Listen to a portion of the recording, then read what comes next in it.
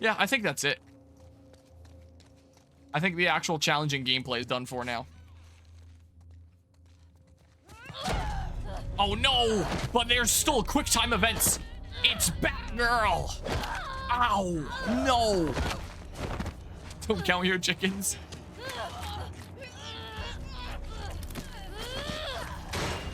Kill her! Bitch! I got the key! Oh dang. Lock the door!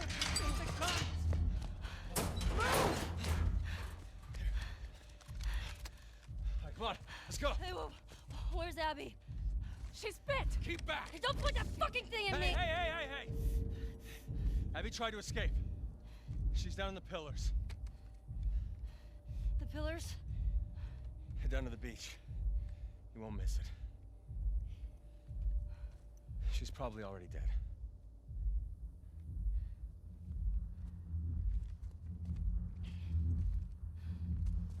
Come on!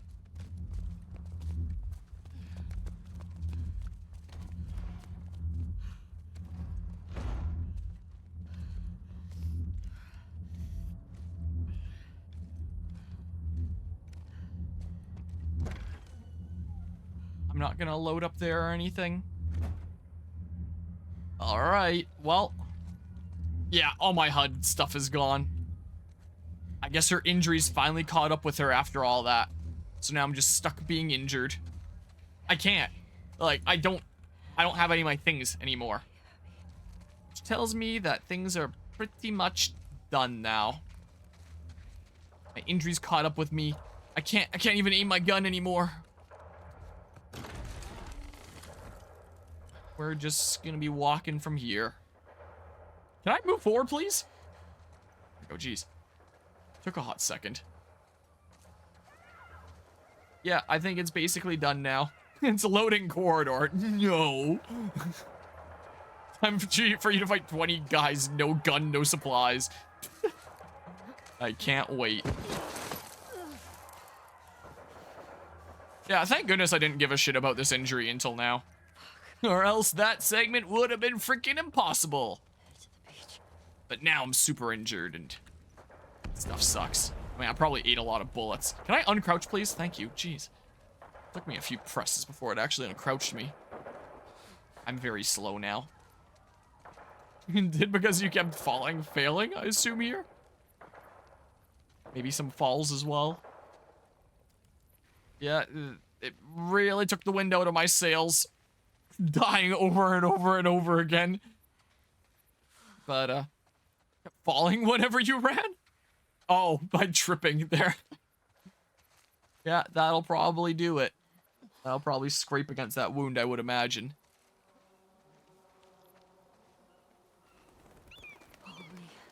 Well, this seems like a pleasant place. Abby? One of these things is not like the others, it looks like. I don't remember which one is her, but like, I think it's actually this one. Why is this one different? Just to make you think that this is Abby when it isn't. Because she's in such a completely different state now that you don't even recognize her.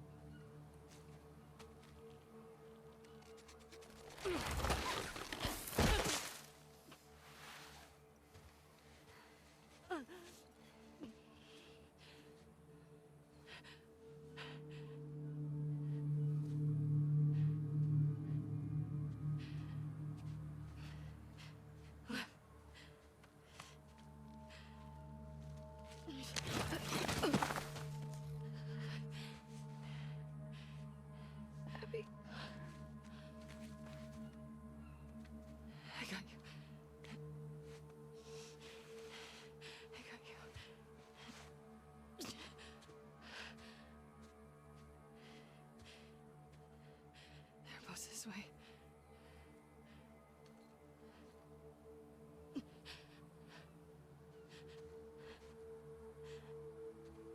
So we kind of end up freeing her. Stab her now while she has her back turned. I can't equip any weapons. Oh, I hurt. Kept on falling over all the time. I do feel better about using more resources in Ellie's final level than the amount I used in Abby's, where I still hoarded too much. Like, I was actually trying to use whatever I could in Ellie's. I did feel better about it. Well, it is a very gray background, isn't it? I am so slow. I am so hurt. Just like you. There's that boat from the title screen.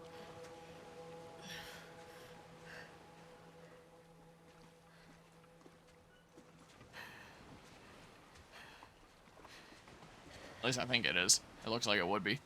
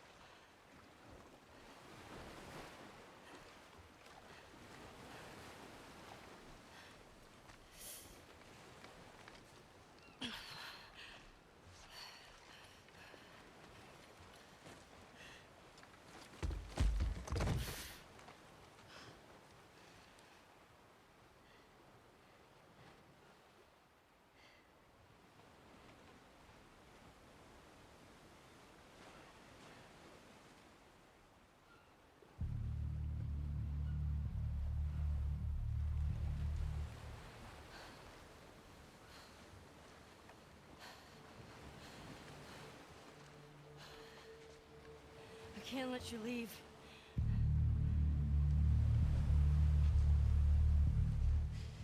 I'm not doing this.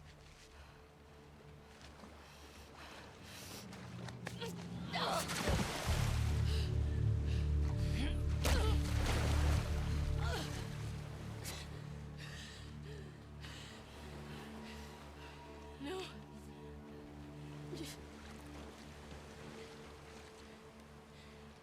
I'm not gonna fight you.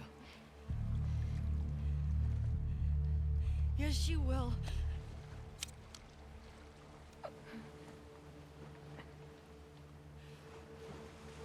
He's not a part of this. You made him a part of this.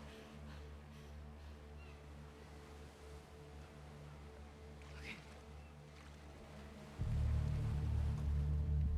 Okay.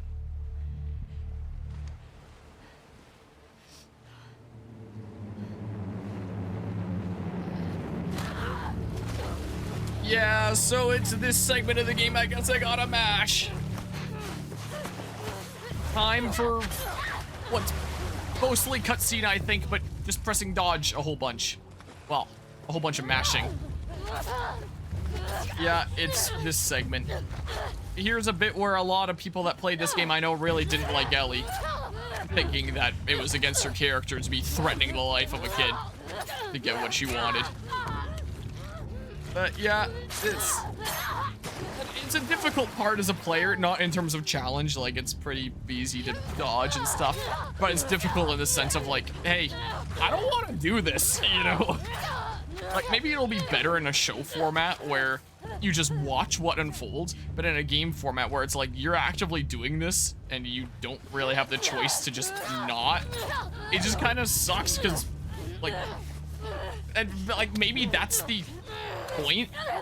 I mean, yeah, realistically, neither one of them would be able to fight all that well. That's probably why they had Ellie get injured, so it'd be like an even playing field, I guess. Yeah, it's mostly quick time events. It's what it is here. Well, much stab. Well, yeah, that's true, but like she's looking pretty lean now, but both of us can fight, it seems. So look, she's blocking like Joel would. Ow! Alright, well, how do I do this? Have to wait for the follow-up there? Have to wait for the follow-up there. Yeah, that's kind of what I find as well. Have to wait for 2 swings, I guess. Yeah. Like that. Well, 1, 2. Oh, now it's a 3-fer. 1, 2. Oh, maybe not. Okay. Well, yeah, this is the final encounter of the game. Fail this? Is it considered failure? I better not fail it. There, I might have done it. I don't know. Maybe there's more. I think that there's more that's supposed to happen. Oh, I have to press W to go forward. Yeah, what happens if I just don't? Like, I'm the player. What happens if I just don't? No. Water break time. I'm thirsty. Been a little while.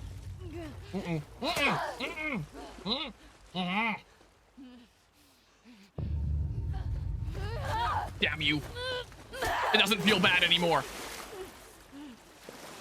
No, and then back off. I think she'll just do that again. So, like, Falcon kick. I think we gotta start the next segment here. So, yeah.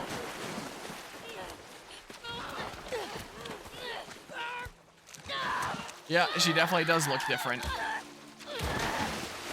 Gross.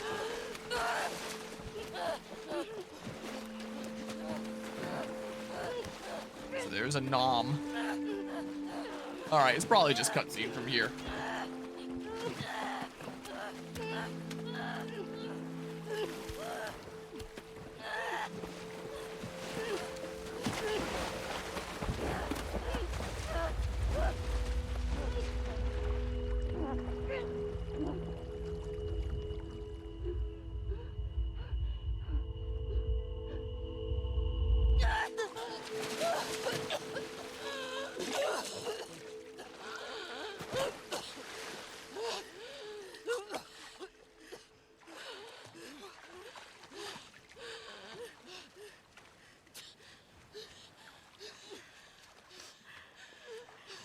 Go. Just take him.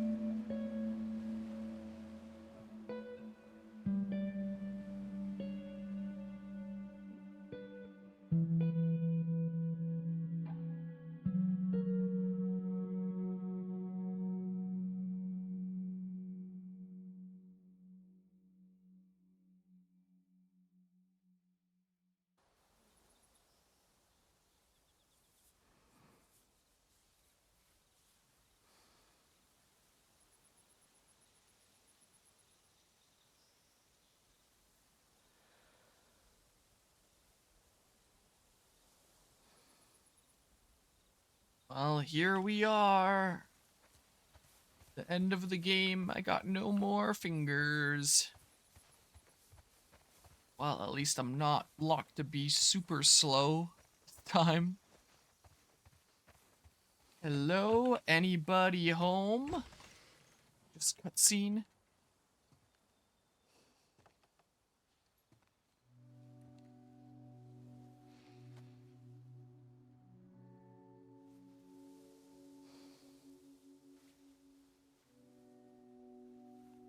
I am curious, is the back door a screen door or a solid door? No, I don't get to see it anymore.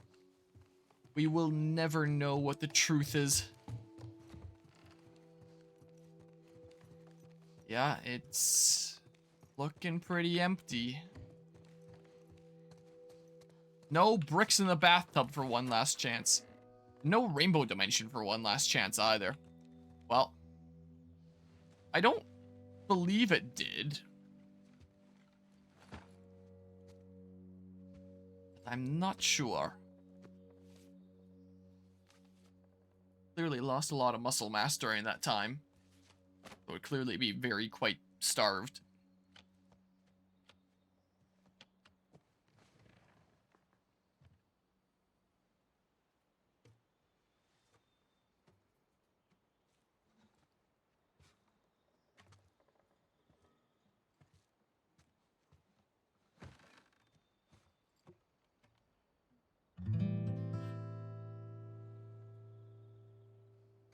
Yeah, but that's the thing now.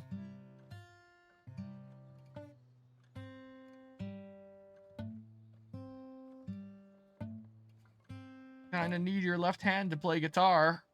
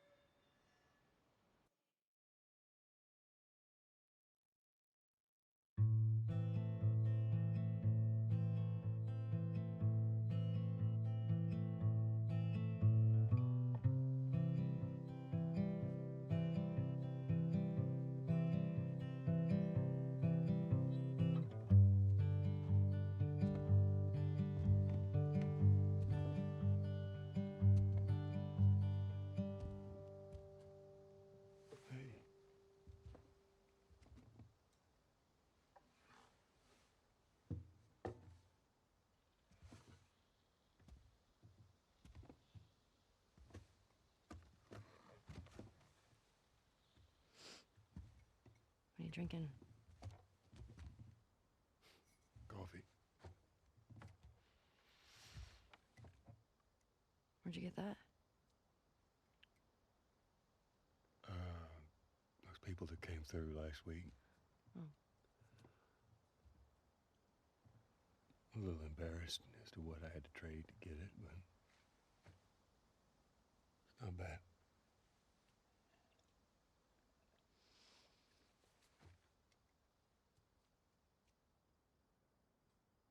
I had Seth under control. Yeah, I know. And you need to stop harassing Jesse about my patrols. Okay.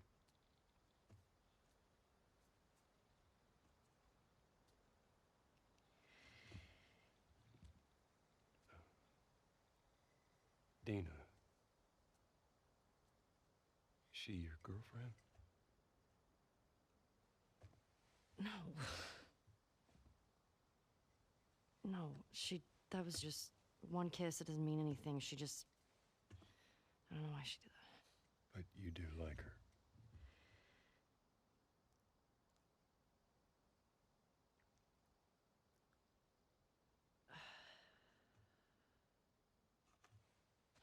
So stupid. I have no idea what that girl's intentions are, but I do know that she would be lucky to have you.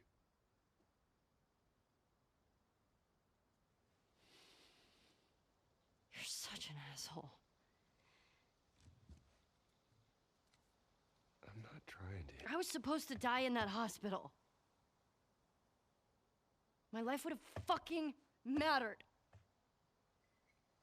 But you took that from me.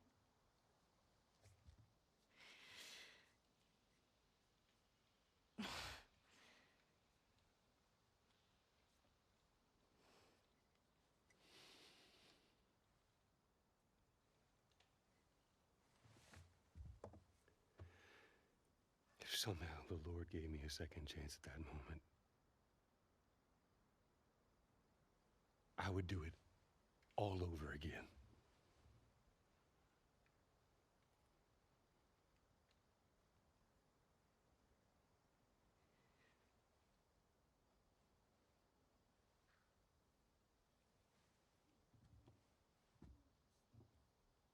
Yeah.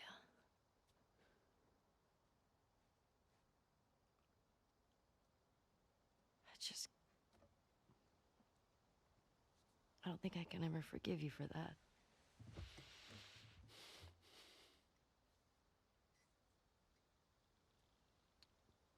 But I would like to try.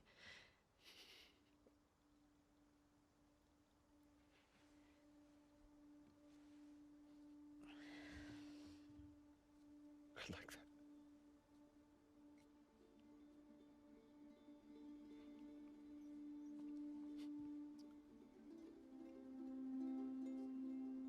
Okay.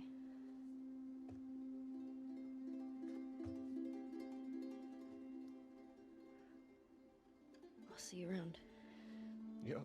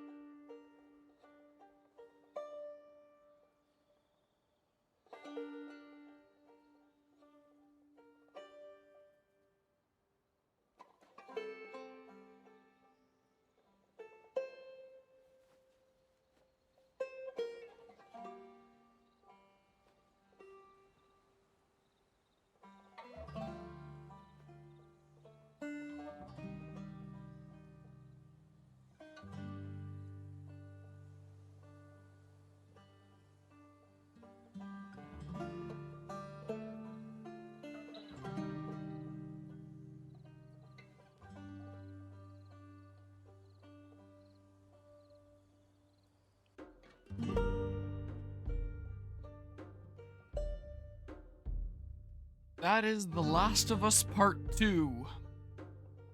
Probably one of the most controversial stories in gaming history, I would argue. And after playing it the first time, I was like, oh yeah, I get it. Both the camps that say like, oh my goodness, this is such an amazing masterpiece, and the camps that are like, wow, that sucked, you know. Hello, Shyman. Yeah, I just got here. Well, you're here just in time for the review, I guess. The thing that I would have the most to say about, congratulations on being the game, appreciated Anima. That was definitely harder than Grounded Part 1. I would say, like, Grounded Part 1 was a little while ago, but that seemed harder. It's my favorite part, heck yeah. The part I'm gonna have the most to talk about is the story, so I may as well start talking about the gameplay first. This felt quite worse than playing the PS5 version that I played casually with family before. Like, at least things are getting patched, like, relatively quickly, and, like, it's already seeming like a much better experience than it did at launch, where the fact that it launched without the guns working properly, where this still pisses me off, that like you start aiming a shotgun, one of your handguns, and it just fires immediately without you even hitting the fire button, whereas your long guns, you start aiming that and it doesn't fire until you hit the fire button twice. The first time doesn't do anything. The first button is just like the freaking prime it or something like that. I don't know. Like, the fact that something like that big of a blunder was kept in, like, what the heck? Thank goodness it's patched. But man, yeah, we didn't quite have like any funny, like, the models are breaking glitches or the world is breaking into glitches. We had a little bit of like raindroppy rainbow dimension effects. We didn't have like a full-blown rainbow dimension. Like, the rainbow dimension made things really freaking hard in part 1, especially during that Left Behind, I think it's called, little side story prologue thingamabob. That, man, that was hard. Part of me was kind of crossing my fingers for rainbow dimension, because at least that's like extremely funny, or like the Lego character here, or characters like when Tess got freaking sucked into the mailbox and T-posed, like we had in part 1. Like, there were some really funny glitches that happened in part 1. I would not say that this is less broken than part 1 on PC. I'd say that they were pretty equally broken, but part 1 was pretty broken in funny ways. This one was just broken in frustrating ways. Like, my guns didn't work. The safe passcodes, I just click up or down really freaking fast to move it like 1 digit and it would move 2. So let's say I need to get on 67 or something like that. I'm at 66. I tap W, it jumps to 68. I tap S, it jumps back to 66. I tap W, it jumps to 68. Just back and forth and back and forth. Like, the fact that I didn't even get their UI working like that. Speaking of UI, why did my notifications about what items I'm picking up that I toggle in settings keep getting disabled on, like, certain streams? Did certain patches, like, reset some of my settings but not some of others? Like, what is going on? Like, it is definitely getting better, it feels like, but I cannot in good conscience say that this game feels like it's in a finished state. It's getting there. It feels like it's getting there faster than part 1. But I would still argue that it launched in a bit of an embarrassing state. So that's talking about it from the perspective of as like a PC port. From that perspective there. Lighting would bug out a decent bit of the time and be a little bit wonky as well. So yeah, there was a lot of little annoying things like that, which they'll probably keep on patching more. I don't know if the saves are patched yet. Like, how was that not one of the very first things that they addressed? The saves not working. I can't be the only one that ran into that issue. The saves and the guns is the thing that ticks me off the most about this PC port, with them not working properly. So I think I would still argue, if you want like the optimal way to play this game, just pick it up on PlayStation. Like, unless you really want like the more precise aiming of mouse controls, in which case, you know, go for it, pick up the PC version. But if you don't really care about that and just plan on playing with controller anyway, if it's possible, I would recommend picking up the PlayStation version. Maybe the day will come that this gets patched enough and it doesn't make much difference, but for now, the PC version is just as broken as part 1, just in more frustrating ways and less funny ways. That's what it feels like. Broken in a very different fashion than the last one. And hello, Rico Madden. Yeah, I finished the game here, just giving the full review here. Good job on finishing on hardest difficulty, by the way. Appreciate it. Yeah, that was a bit of a challenge. That was more of a challenge than part 1, in most parts.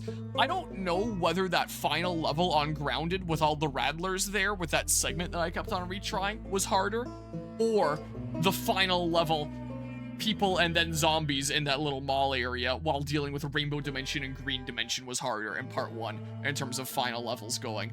Like, I guess you could argue the Abbey boss fight was the final level, but in terms of like final actual challenging level, it's gotta be a pretty close competition. How long did that one level take me in part 1? Hold on, I gotta recap now. I know that this took me a little while in part 2 here. Let's see. If I go to YouTube Studio and find my Last of Us playlist here, because that one took me a while. Also, before this stream, part 2 was already a 70-part series. For reference, part 1 was 48, so this game seems a decent bit longer. That, or I struggled more. It has to have taken me at least like an hour or something, right? Because I think that this was all like my failed attempts, and then this was my successful attempt in ending cutscenes. So add on like 10 minutes, so that'd be like, I guess 45 minutes-ish total that level likely took me, because there's like a whole bunch of stuff at the end here in full review. I don't know how long that level that I was just in at the end there took me. At least it's not a 4 AM stream, but that did take me a while. So when it's harder than dealing with a Rainbow Dimension Grounded of the first game, yeah, that's pretty hard. Also, Harmonia, you can now see the Last of Us 2 4chan meme on Discord. Let's see here, is this a memes channel? What is this? Hold on. Just from this thumbnail, what am I looking at here? What? It's 2 minutes long! Oh my god. Before I get copyright stricken, you get the idea of the music. Oh my god. my god, it's so much different media, and I recognize so much of it.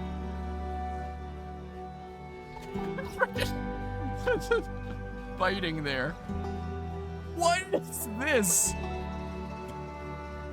What? Was that a freaking Xenoblade one with metal face? Hold on. You what? There's a fire emblem. Oh my god. With Fiora? Oh my god. I used crunch. While we're listening to the emotional music of the credits in the background. What the hell? It's all the different freaking shots. I recognize so much of this media. So long, Gay Bowser.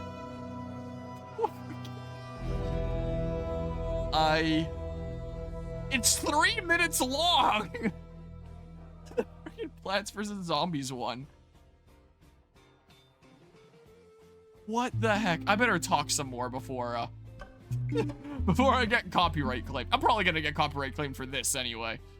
But like, what is this? It honestly is impressive at this point. We don't use the word fun. What? Was that a Death Stranding one? What? Oh my god. I'm honestly surprised I've never seen this before. Like when you said The Last of Us 2 4chan meme, I had no idea what you were talking about. My god. I'm the Metal Gear Rising one. I'm genuinely surprised I've never seen this before. What? Was that a One Piece one? What? Minecraft one with the tree. My god.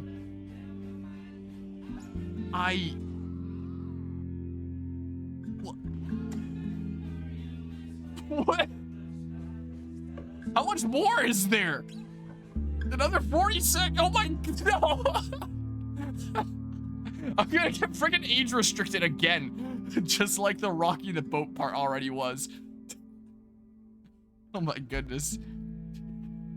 I'm not familiar with the Rain world myself, but that clearly was a lot of media. Oh man. I mean, just considering that final battle, like, this probably should be age restricted already anyway, realistically. But, yeah, I pieced that together. I was kind of able to sniff out those clues, let's say. My god. Where was I even talking in, like, my review? I've been completely sidetracked. Let's see here. Let's talk about grounded difficulty a little bit. So again, I played through this game once before casually on normal mode, grounded mode. For the most part, I still really like it. I actually really liked it in part 1, and I mostly liked it here. With part 1, I remember when I was starting that out, and Eagle was like, "Oh god, don't do like part 1 for our first playthrough. Don't do grounded for our first playthrough. It's brutal." And I was reading the information on it, where it's like your HUD is disabled. You don't have a health. You can't see your health bar. You can't see like what bullets are currently loaded in, how many bullets you have total, unless like you check by weapon switching. You can't use listen mode, which is the like hold a button and see through walls thing. And I was like, huh, it sounds like it's really stripping away like a lot of mechanics from you while also being like a really difficult, challenging thing. Is this really a good idea to do it, or should this be an exception to my rule? I was like, I'll start it, and if it's too crazy, then I'll just, you know, the restart from the beginning, and I can try a different thing. And then I started playing Grounded with part 1, and I actually really liked it. Of course, it was hard as hell, but it was like a meaningful challenge. I really hate games that make artificial difficulty through you get 1 to 2 shot and the enemies just take like freaking forever to kill. Like a good example of that is Nier Replicant hard mode. My god, there was one boss in that game that was so tanky that I literally took my controller and I put a rubber band around the trigger that held like the fire button for my magic, while also like spinning around in a circle. Like I had this stick one way because I found out that the boss just couldn't hit me that way. And then I just put my controller down and I played a different game. And the boss took like an hour to kill. It was insane. Well, by the way, they mentioned your replica. I'm playing through that at the moment. Please don't play it on hard mode though. Because my god. I really did not like Nier Replicant on hard mode. Or like the Assassin's Creed RPG games on nightmare mode, where it's like you'll just get like 2-shot and the enemies they just tank like crazy. And this with grounded, like sure I get shredded. I'll get anywhere from what the heck is wrong with my camera? Up this way. What the heck is wrong with you? And my camera died. It's doing the red light thing where it's just not gonna like track me until I unplug it and I plug it back in again and then I restart it. Let's see here, 70% through it on normal, doing all the side quests, nice. So got all those done with the before the time skip and stuff. Once you get to that flower one, like, prepare to suffer. Tried hard first, but noticed it was not a fun hard mode. So yeah, agree. It is not a fun hard mode. I generally enjoy playing. Okay, this is. I like your singing, but like this is kind of loud. Open the volume mixer, please. You're getting turned down, so I can speak a little bit clearer. I generally like playing through all the hardest difficulties on this channel. Every game I play, I try to play the hardest difficulty. The only exception to that is things like Nier Automata, where the hardest difficulty reads like, yeah, you get 1 shot and you have no HUD. And it's like, okay, well, this is clearly not meant for someone trying to challenge them on a first playthrough. If I have to play literally perfect because I get 1 shot, no thank you.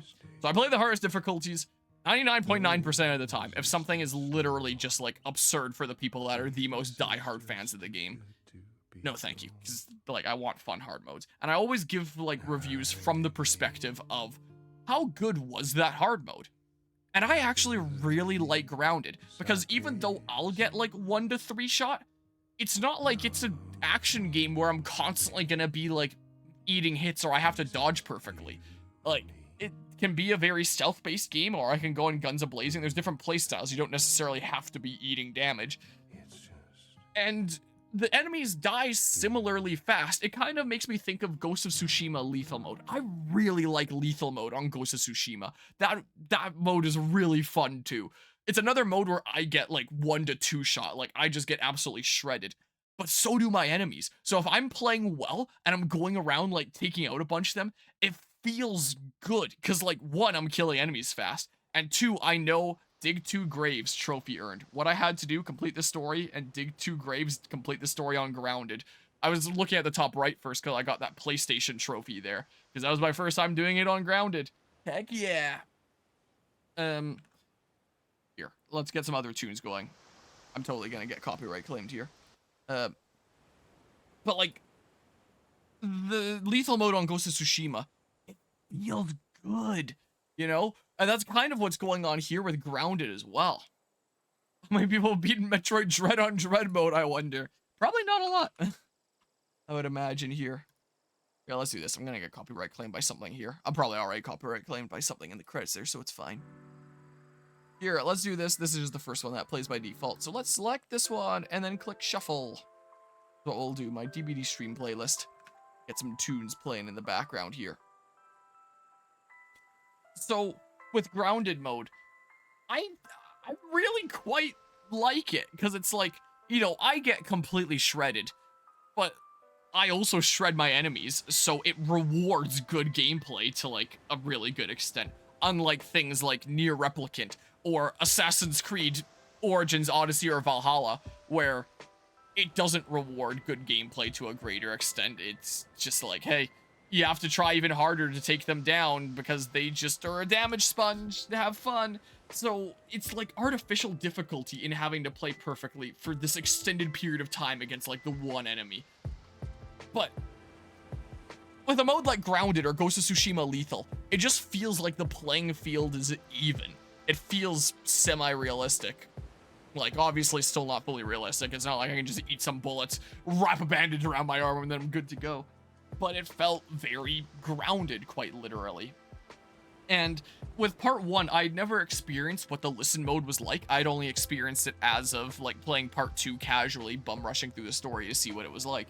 And I was like, huh, this, like, I can see how this would be, like, a very ingrained main game mechanic.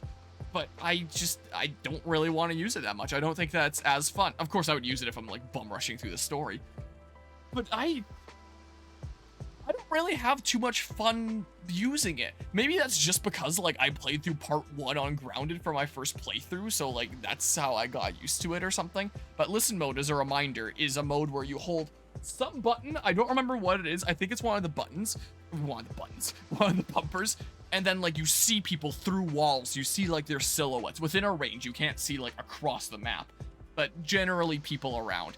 So it's like, hey, you want information on the guys around you? Hold the button. Bam, you're given the information.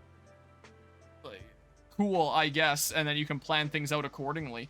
But I don't like that. Again, I can see how that'd be, like, a main game mechanic and, you know, to get through the game in, like, a timely fashion and, you know, not feeling like people are constantly jumping you might want to do that.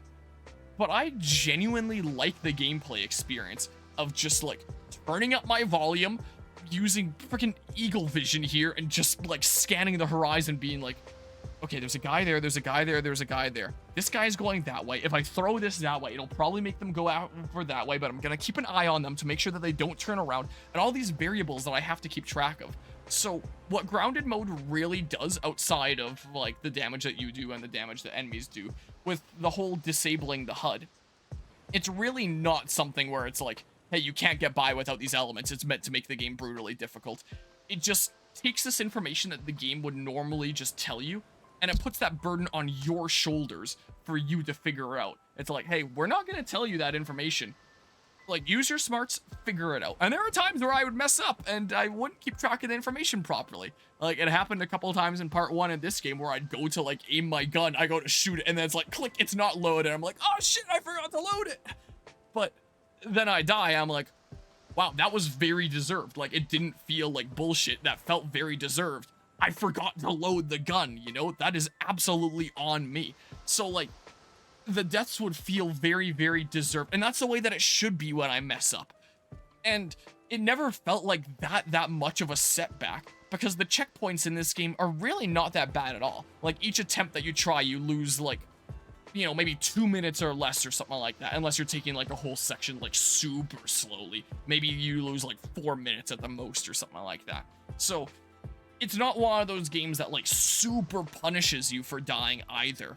It kind of reminds me of Dark Souls in the sense where it's like, hey, this is meant to be, like, pretty hard and take several tries, but keep on at it, like, get more information, get better at it, and you'll get there eventually. Like, of course you can make it harder and, like, more punishing if you want. You can select if you want to, like, restart the entire encounter, restart the entire chapter, or have, like, permadeath in general when you make a save file.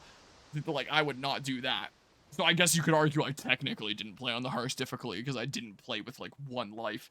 It's like, you can make it more punishing if you want. But as is, like, it's really hard, but it's not too punishing because you just get to retry. And, like, that one encounter that I was stumped on for a while, I could just keep on going at it until I had the run. And I was like, ooh, I took all that stuff that I learned. I played amazingly this time after all my screw-ups the previous times, and it felt good, you know? That's the way a hard mode should feel. I really like Grounded in Last of Us Part 1 and Part 2 here. Like, whenever I'm talking about how to do hard difficulties right in, like, any of my reviews around here, I always go back to talk about, like, Part 1 on Grounded. I really like it, and I really quite liked it here too, but maybe not as much as Part 1. I will say. What's the extras? The extras would be, you can do guitar free play. I guess if you're doing, like, a repeat playthrough, I think you can only do it on New Game Plus. You can change, like, the skins across different costumes. I think you unlock different ones for doing different difficulties. I might have a bunch unlocked because I played on Grounded there. Oh, I have a whole bunch of points, and I can, redeem them. Look, I can be an astronaut and stuff. Wow. Is there ones for, like, other PlayStation things? PlayStation... There wouldn't be. There's Mortal Kombat. If there's a Sly Cooper one. Death Stranding. There's not a Sly Cooper one, is there?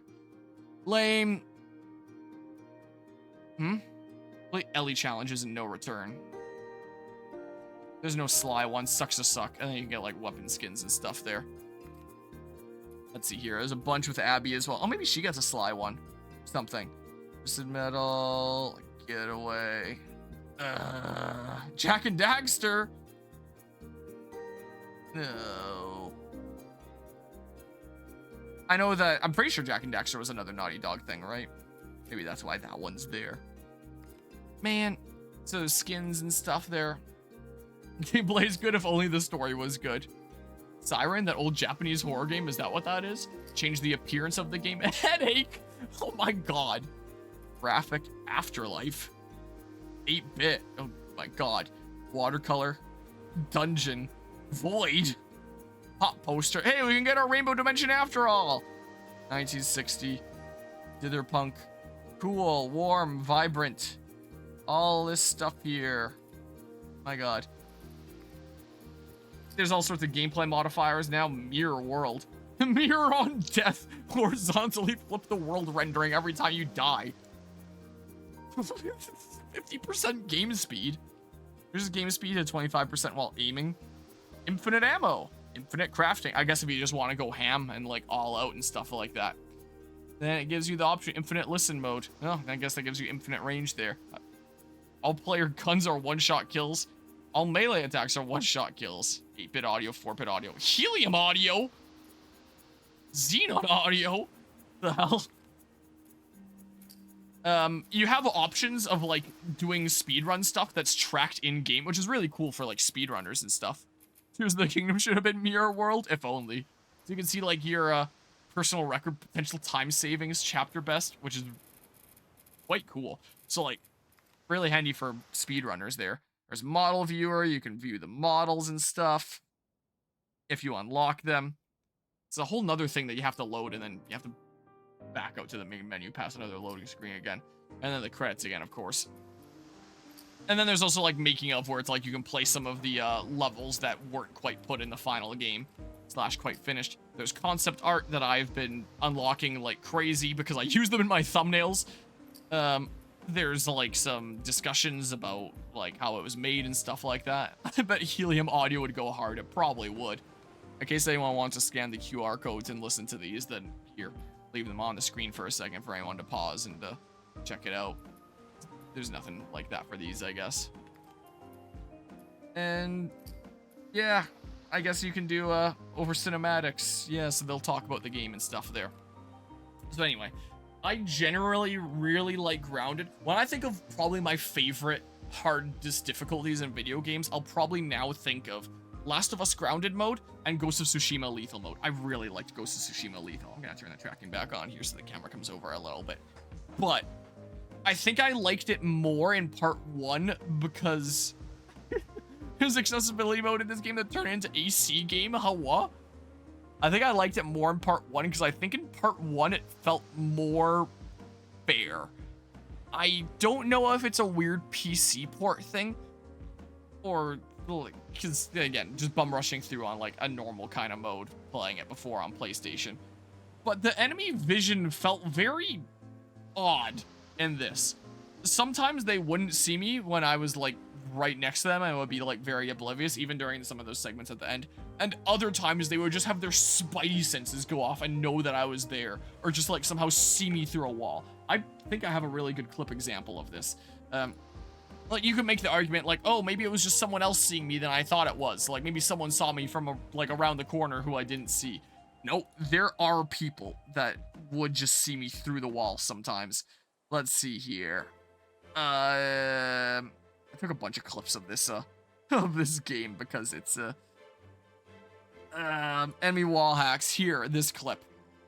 If I go ahead and copy link, go here. Like, look at this. Look at this. Okay. How did she see me?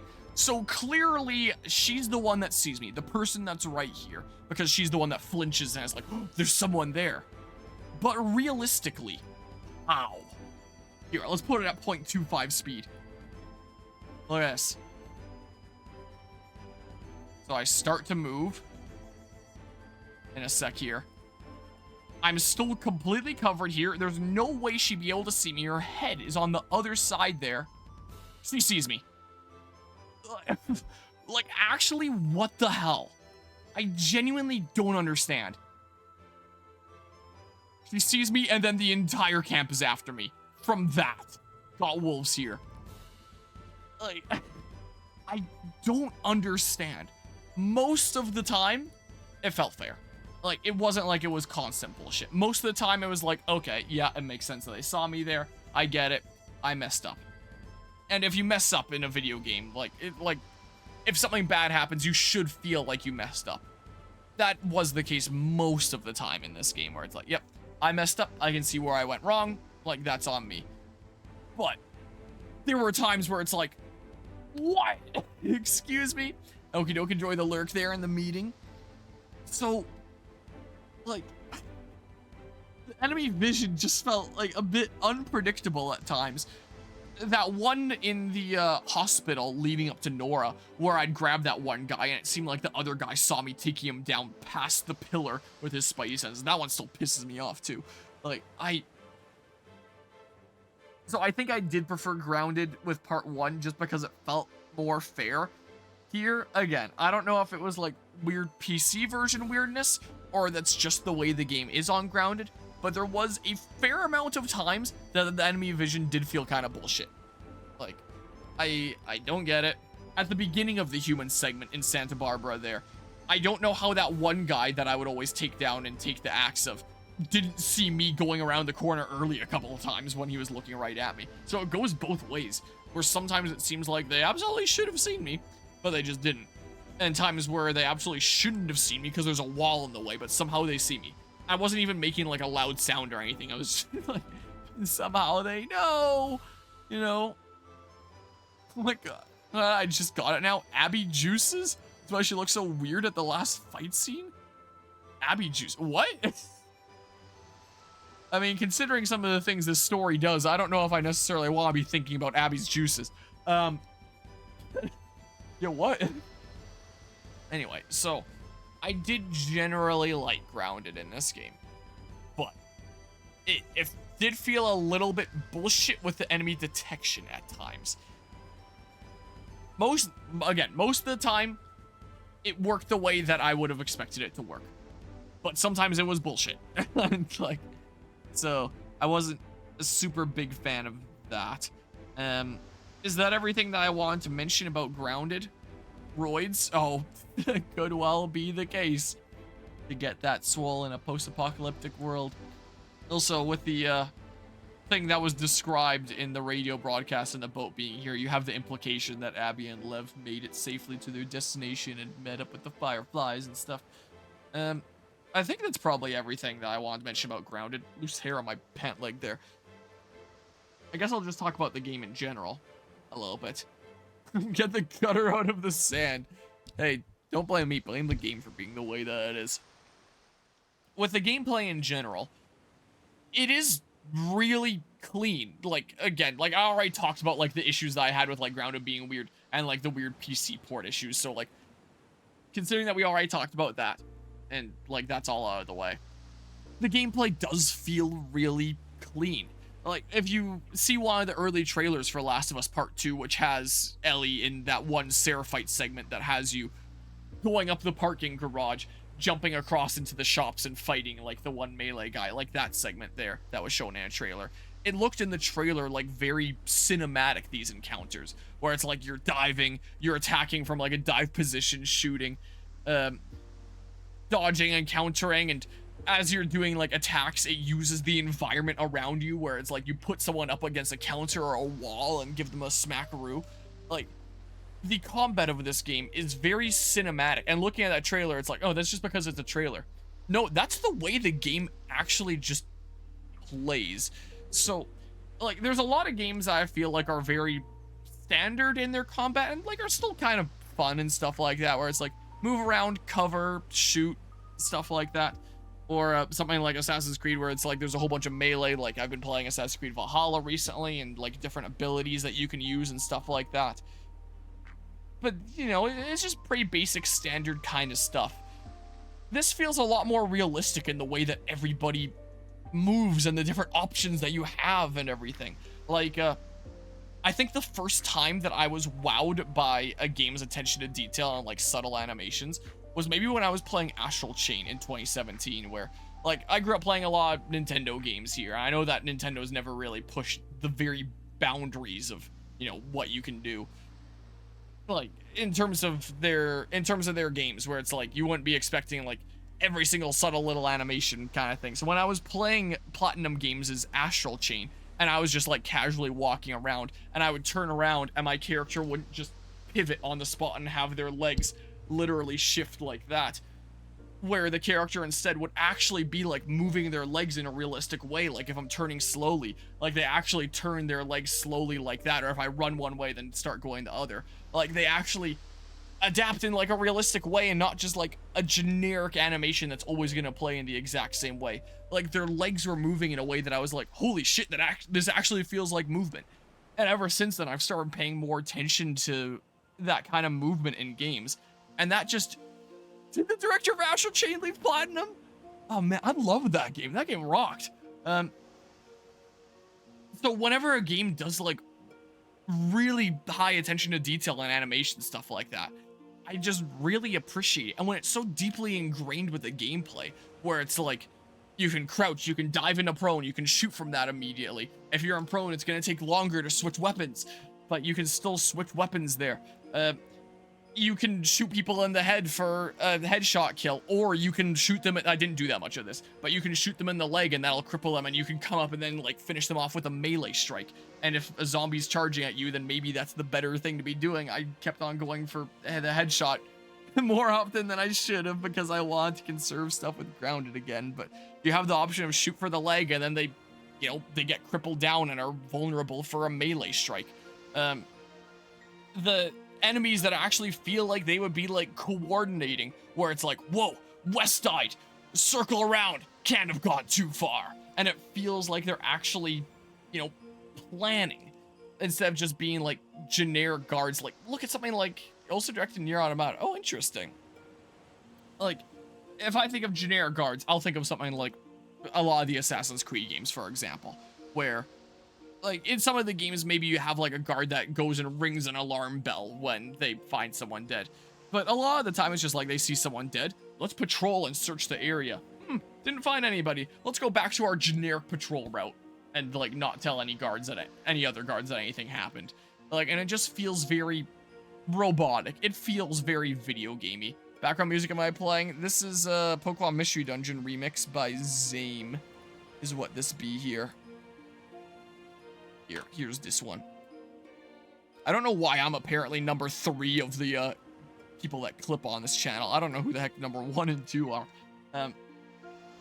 Like if I'm playing something like that where it's just like, yeah, somebody leaves their route, checks out the body, checks out the surrounding area, decides, no, they didn't find anything, go back to the generic route without, you know, telling anybody.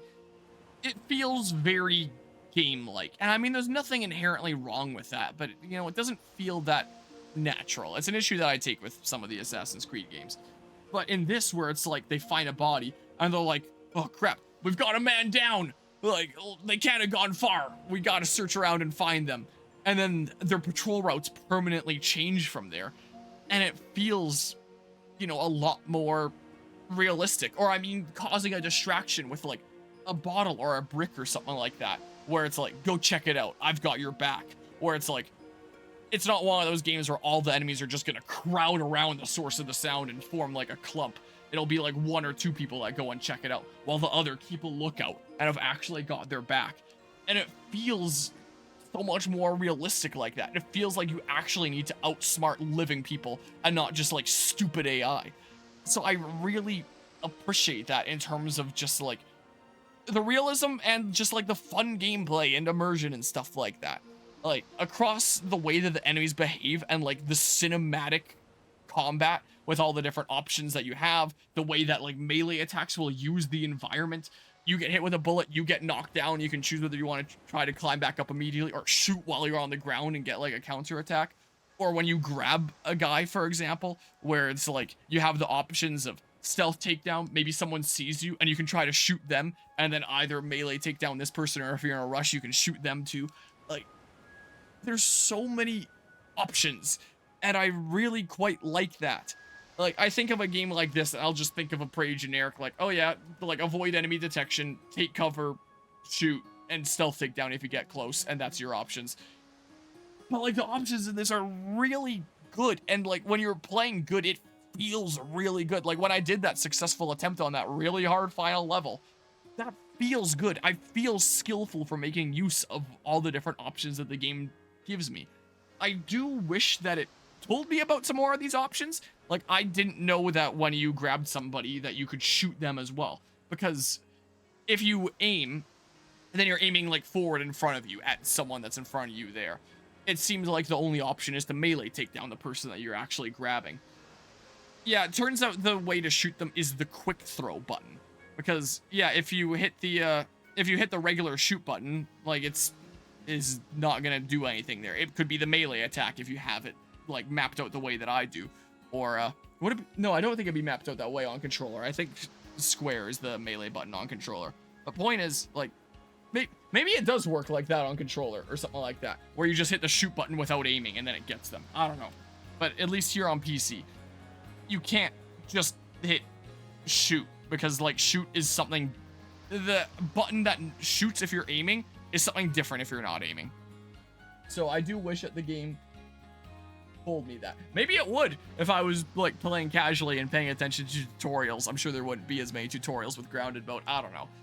So I do wish that I knew about some more of those options. I had to find out that that was a thing from seeing other people do it. I was like, wait, that's a thing? What button is it? And then going into this game on my own time, labbing out and being like, okay, that's the button to shoot them if like I'm in a rush and I can't melee take them down. So I do quite like the options there.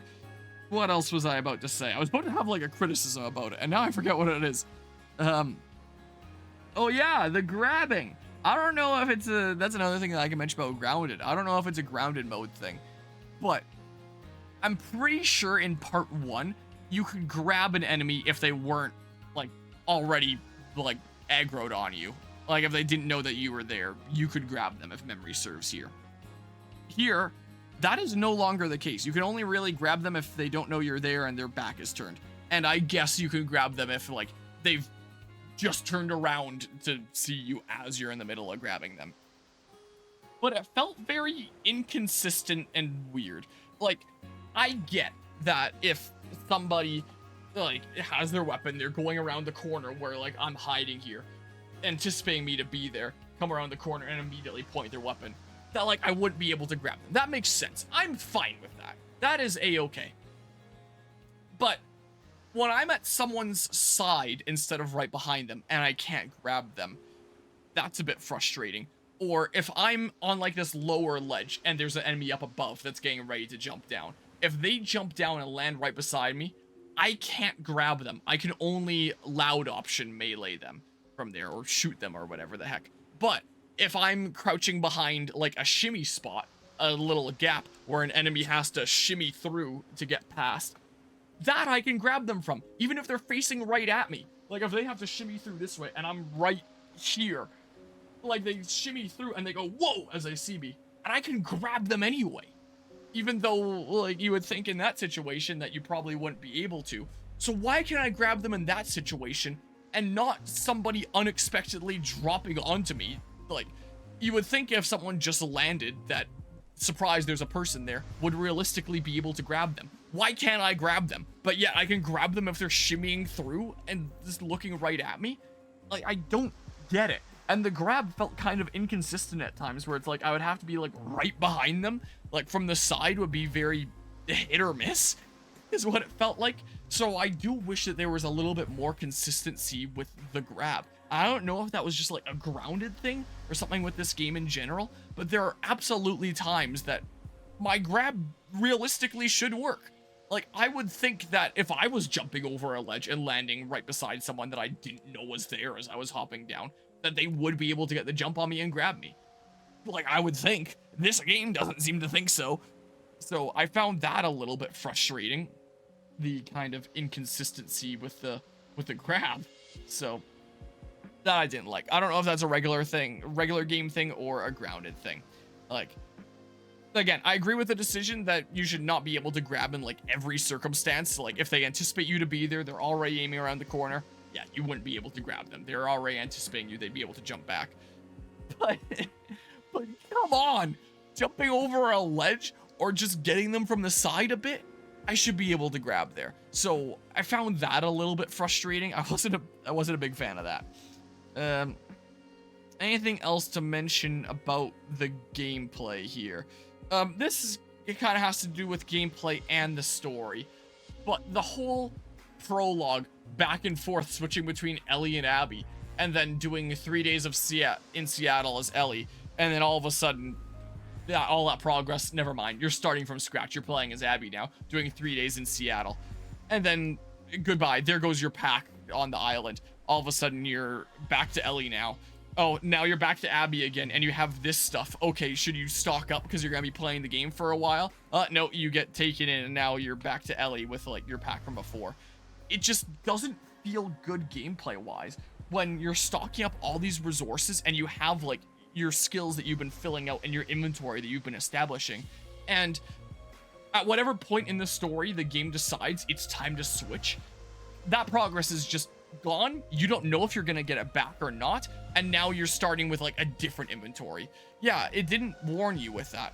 And again, like, I don't mind there being, like, I say again, like I mentioned earlier this stream, I've mentioned it in previous streams, I don't think I've mentioned it in this stream yet.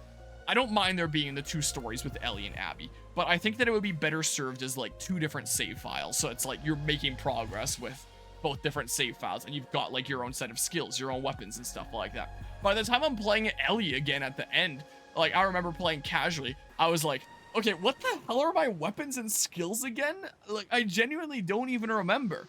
Like, now on a second playthrough, I'm gonna remember a bit better. But playing casually the first time, I did not remember. And all the back and forth was kind of screwing me up. And, like, it feels really shitty as a player, where it's like you've been building up all this stuff, and then your inventory, just gone. You're starting from scratch again. Here's a whole new skill tree for you to fill out. It's like, man, but I was making progress on the other one. That's something that wouldn't feel shitty if you just had a different save file, you know? Like, maybe you beat the game with Ellie's story, and then you get to play Abby's story and find out what happened with, like, her 3 days in Seattle. And then maybe you get, like, a little segment of her going up against the Rattlers for an epilogue or something like that. Or, like, or maybe with her story on her save file, you get, like, one last zombie segment over here, and then you reach the Fireflies, and yay! I don't know. But it just doesn't feel good gameplay-wise when you're going back and forth, and your inventory is going to be whatever the game decides anytime it switches you, you know? Yeah, I absolutely agree that it should have been like a Sonic game where it's like you're doing these different stories, and then maybe you do like a final one, potentially. I think that this game would have been fine with just like 2 stories, Ellie and Abby's, and the game still ends with Ellie's the way that was. But then after you're like, huh, like that was interesting, I enjoyed that game. Hey, look, here's another save file. I can now play Abby's stuff. It'd be a situation of, holy shit, 2 cakes, instead of going back and forth in the middle. Like, if a game presents you a cake, and here's a bonus cupcake, and it's like, hey, great, a bonus cupcake at the end. As opposed to like, whoa, slow down. You enjoyed that first half of the cake, but we're not gonna let you have the second half of the cake until you eat this cupcake first. It makes it feel mandatory and like more of a chore rather than just being like bonus content and more game than you'd otherwise get. Like, that's kind of how I feel about that. Is there anything else to mention gameplay wise? I'm sure other stuff will end up coming to me here. The different zombie types are interesting. The introduction of the Shamblers here to have something that is kind of like a clicker but tougher and has a ranged attack, something that's in between a clicker and a bloater. And I feel like that kind of helps add a little bit more difficulty and balance in, when it's like, when do you want something that's more challenging than a clicker but not quite as challenging as a bloater? And I feel like that is a good middle ground there. Oh, I have another big complaint gameplay wise. Melee weapons. The fact that you can't just choose to not use them. like, let's say I have one use left on one of these brute, like, sledgehammers that'll just, like, one-shot somebody. So I want to save this for, like, a super rainy day. But there's, like, one zombie left, like, one runner that's charging at me. Yeah, realistically, I would just be able to dodge his attacks and, you know, melee back. But the game is going to force me to use that durability that I want to save for later. The only other option would be to use a bullet, and of course I don't want to do that either. So either you do it in stealth, or you just have to use one of your resources at that point. So I do wish that I had the option of just like toggling my melee weapon equipped and unequipped. Like, still only have like one melee weapon that you can have at a time.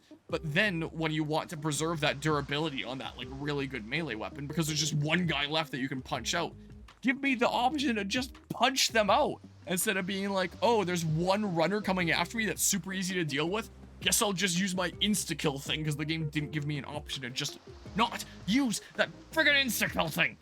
So I don't like that either. I really wish that I could toggle my melee weapon on and off. That was the... that's one of those little things that would go a long way there. The addition of being able to grow prone in this game is really nice over the first one. And the ways that you can use that, like diving in combat, shooting from the grass and stuff like that. Or you're knocked down and you have to decide if you're going to get up or like prone crawl away. Maybe shoot this guy and then prone crawl away. Like, it's just... it adds a lot more depth and options. It makes the game feel smoother to play as you're going in and out of prone and diving and stuff like that. So I liked it. The weapons in this game are generally pretty cool.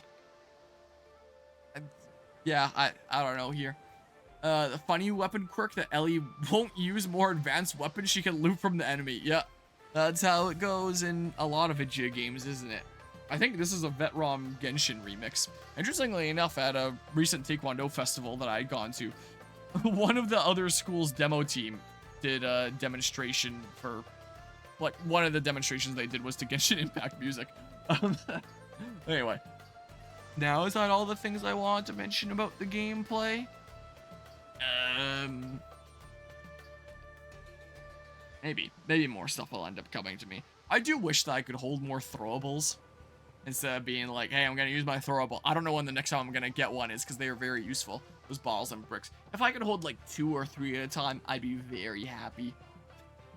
But I can only hold the one, despite the fact that I can hold all these chonkin weapons in my pack. So I do wish that I could hold some more of those. I don't know. Is there anything else that I want to mention gameplay-wise here? I think that might be it for the gameplay-wise stuff. Music, it's pretty good. The game is silent most of the time, but, like, in a good way. Not in, like, a Breath of the Wild kind of way, where it's just like, hey, here's a vast world that you're exploring. Enjoy either no music or, like, a piano note every once in a while when we can be bothered. Like, this is absence of music most of the time, because it's not, like, an empty world that you're exploring that feels like it should have music, but rather, you do have to be paying attention most of the time. Like there's like some subtle effects and like slight music when like combat starts and stuff like that, if memory serves. But for the most part, things are silent to just let you focus, which is especially important on like grounded mode where you have to like listen really close. And by having music not playing most of the time as you're exploring around, it, like, part of me kind of wishes that there was some music while exploring around, like maybe some Nier Automata style, like city ruins style music kind of thing. But at the same time, by having no music there as you're exploring around, it gives you the sense that you could be jumped at any time. That, like, you can never be 100% certain that you're safe. And the game does take a couple instances to jump scare you by subverting expectations. Like that one workbench with the WLF defectors with Ellie, where you start using the workbench, which you associate in your mind as, like, a place of safety, taking your time to be able to, like, craft some upgrades and stuff there. And then all of a sudden it's like, surprise jump scare, this is a combat encounter now since you interacted with that workbench. Like, completely subverting your expectations of what a place of safety is. So it constantly feels like desolate and empty with what they did with the music. And like, no time is safe. Like, who knows, maybe you'll end up getting jumped like any second now. So it kind of is a little bit of suspenseful silence, you could say. And also that one workbench, like, Holy crap, good job subverting expectations with that. I forgot to mention that with the gameplay stuff. That jump scared me when I was playing, like, casually with family. I was just like, oh, let's interact with this workbench. And then that casual playthrough was long enough ago that it jump scared me again when I was playing on this channel. that was pretty good. Whether the while being silent makes sense as Link is amnesiac. But Tears thinking him, nah, dude was knocked out for like a month. True. It'll be funny if all enemy froze if you use the workbench. That's another thing that I like about this game. Like, of course you can pause, and then like truly like you're pausing the game. But all other forms of menuing, like changing weapons, doing some crafting, using a workbench, it's a reminder that the world is still going on around you. Like, you need to make sure you're safe, and this is a okay time to be doing these things. Like, especially in the middle of combat with crafting, where it is very much Sakurai's definition of game essence, where his definition of game essence is the fun of balancing risk and reward with games, arguing that, like, games aren't gonna be fun if you never have to take risk, but, well, sort of, not quite exactly the argument, but you know what I'm saying here, where it's like, one of the main bits of fun of video games stems from taking risk and getting a reward. Like, for example, in that last combat encounter, where it's like, okay, I can craft these mines here and then put them down. It's a little bit risky to craft these mines and then heal here. Maybe I find a situation where I can do that. If they're coming around the corner, then it's a little bit risky, but if I pull off this heal, then I'll have just enough health to be able to eat another hit. You know, stuff like that. So I think that the whole crafting thing and the world continuing to go on around you as you're tinkering around with in-game menus is a really good example of game essence. If you're taking time to dick around in your menus, that is incurring a risk, especially in a combat encounter. So I do quite like that. The world keeps on going on around you and all that. The very heavy guitar themes with the music of this game, I do think that the music is really good. Like, it does a really good job of being, like, somber, reflective, sad kind of thing. Like, again, because there isn't really a whole lot of music during gameplay, there's not a whole lot that's going to stand out to me as, you know, like a super big jam or anything like that. But there is, like, very impactful music during cutscenes and stuff that makes me go, huh, that actually would be really quite fun to play on guitar. Maybe I should whip out my my guitar over there that is probably horribly out of tune at this point and try some tunes, because it is good music. I quite like it. All right, I think that might be everything for gameplay and music. Guess I can mention the graphics. They look really great when it's not bugging out, but that's probably just like PC port stuff. The graphics of this game are really nice. I think that they use lighting really well. Oh, that's another thing that kind of ties the gameplay. I think that the use of details in the environment to guide the player on where they need to go is really well done. There's a lot of games that have gotten flack for the whole approach of, let's just put yellow paint on the things that that the player can interact with. Make them be clearly colored differently. But I think if you use, like, effective environmental design, you can guide the player where they need to go without that. Like, hey, here's like a beam of light coming through this window that you're able to, like, that you look up at and you see, oh, the window's open, I can climb through there.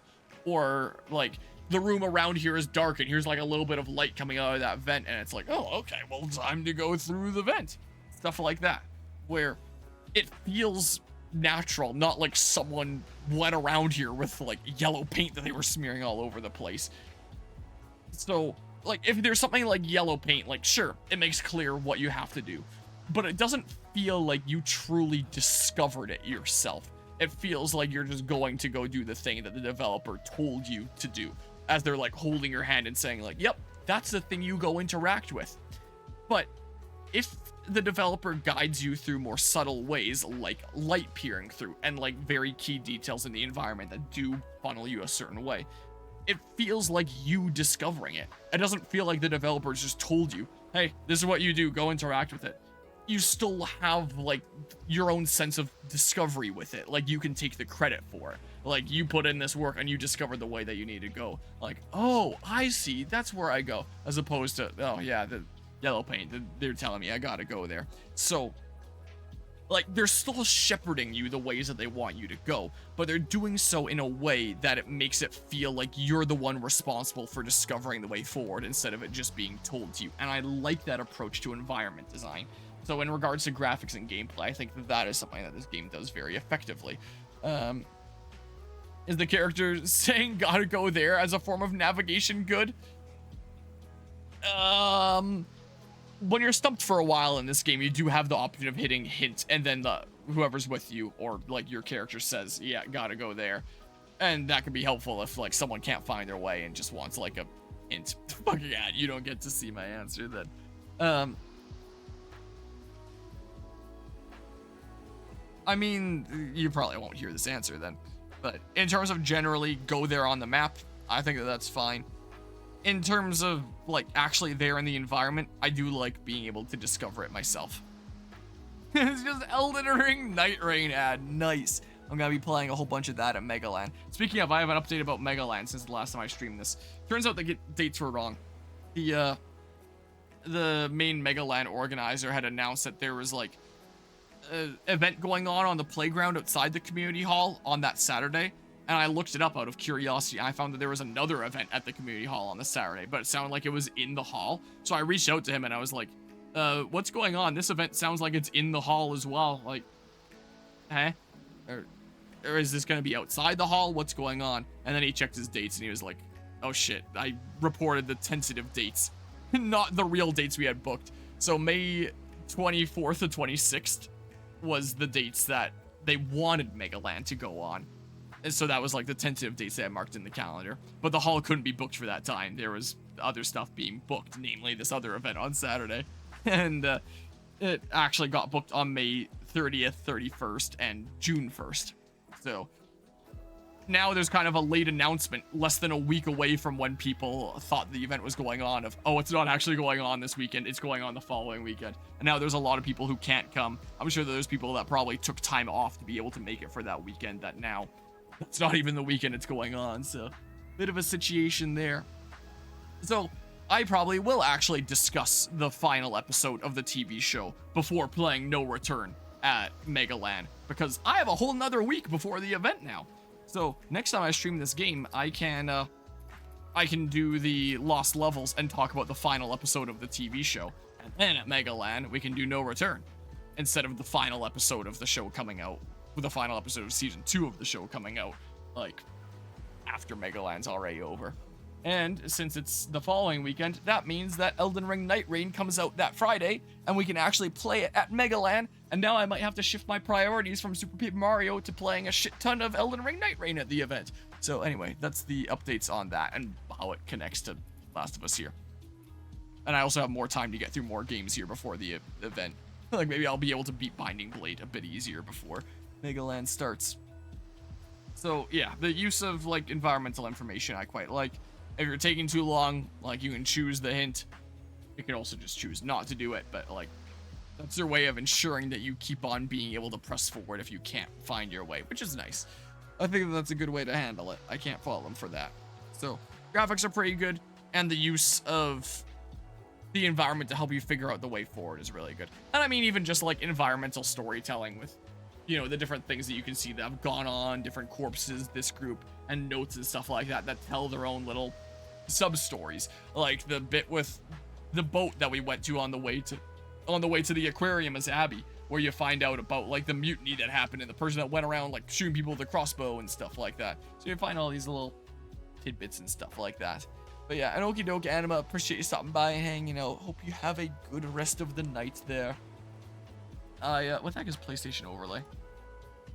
Oh, that's the, you can't see it because I'm using game capture, but this is like for PlayStation trophies and stuff there. Apparently I'm level 27. Wow. Now playing Last of Us Part 2. Look at my trophies and stuff. Alright. I think that's everything outside of the story discussed now. Where do I begin on the story? About a month-ish ago, while I've been working in the garden at my place, at my almost place, preparing things for the spring, while I've been doing that, have been putting in my wireless headphones And I like to listen to things that just need audio, that don't really need video, so I can just listen and focus on what I'm working away at. What? So what I ended up looking up is video essays on Last of Us Part 2. And, after I first beat the game casually, that's what I did as well. And I looked up video essays on both sides. Ones that say that, like, it's an absolute masterpiece, and ones that say that it's, like, the biggest piece of crap ever. And that's what I did here, again, recently. To, like, kind of refresh myself on what are some of the things that people are saying about these games? What are some of the criticisms they have? What are some things that I might not have noticed? Like, the, whole bit with, like, Lev's shoes being basically the same as Ellie's during that final segment, for example, where it does, like, the close-up to draw further parallels. Little things like that that I wouldn't have noticed if it wasn't from YouTube telling me, because I'm oblivious, I guess. And because of that, I had since been getting more videos recommended to me. And there was one, I didn't watch it, but the title really stood out to me. The title of the video was something along the lines of Last of Us Part 2 being both peak and mid. Like, being something that's, like, so peak, but at the same time so mid. And I haven't been able to get that idea out of my head, because I feel like that just sums it up perfectly. Like, that is very much how I feel about this game and its storytelling. Like, I think that really is the best way to describe it. Is like, it is so peak and so mid at the same time. Like, it is unreal. I've never seen a story that was more peak and mid at the same time before this. So that one video title of a video I never actually watched, but probably should at some point, has just, like, stood out to me in my head as, like, wow, that really is the way that is, isn't it? Holy crap. Because, yeah, that just sums it up really well. So, again, I feel the biggest detracting factor with the story of this game is the order in which things are told. So, you know that Joel and Ellie's relationship is a bit fractured. It's a little bit rocky at the beginning of this game. And, like, you wonder, like, okay, like, did she find out what happened at the end of part 1? Like, what's going on here? Why are things rocky? Like, she doesn't really seem to like him and seems to be pushing him away. So, like, maybe they had a bit of a falling out. So then when Abby kills Joel and Ellie sets out on this journey of revenge, and the game has concealed the fact that she knows that, like, he killed all the fireflies and stuff, and also conceals the fact that, like, it sort of conceals, but it sort of doesn't conceal the fact that, like, she still very deeply cares about him. Like, on one hand, it's obvious because she's going out on this journey of revenge, but on the other hand, it's not obvious because, like, she was clearly pushing him away. Which, like, on one hand could imply that, like, their relationship was complicated, but she still, like, very much cared about him. But what I thought when I played this through casually with family is that I thought that there was some other reason behind her trekking out on this journey. Like, if she was pushing Joel away and seemingly didn't want anything to do with him anymore, and yet after he was killed and tortured there, in that order. No, after he was tortured and killed, and setting out seemingly on this journey of revenge against the people that killed him when she wanted nothing to do with him, it made me think as a first-time player, oh, there's something else going on here. She has a different reason for seeking out this revenge. Like, maybe it's not just revenge, there's something else going on here. She has some other reason that the game hasn't revealed yet for going after them, and it'll be interesting to see what that reason is when it gets revealed. Yeah, it was just revenge, it turned out. So, here, I'm editing the volume here a little bit. But the game led me, like, at least as a casual player, the way that I found it, not knowing the story going into it, I found that it led me to believe that there was some other reason for her going on this journey when there wasn't. Because the game made it seem like, hey, like, I don't know how much care there is here anymore, she's pushing him away. But yet is going out on this journey that, you know, on the surface looks like revenge. But surely it can't just be revenge because she was pushing him away. Oh no, it just turns out that it is revenge. Okay, so what? What the heck was going on with their relationship? And, like, you find out what was going on with their relationship through flashbacks as you go on, but it really begs the question of, like, why? What purpose does it serve sharing this information later? You just got subverted bad. Yeah, like, I'm all down for subverting expectations, but this is very much a subverting expectations of like, whoa, there's something deeper going on here. What are they gonna do with this story? Oh, no, there's nothing deeper going on. It's just what it actually looked like at face value.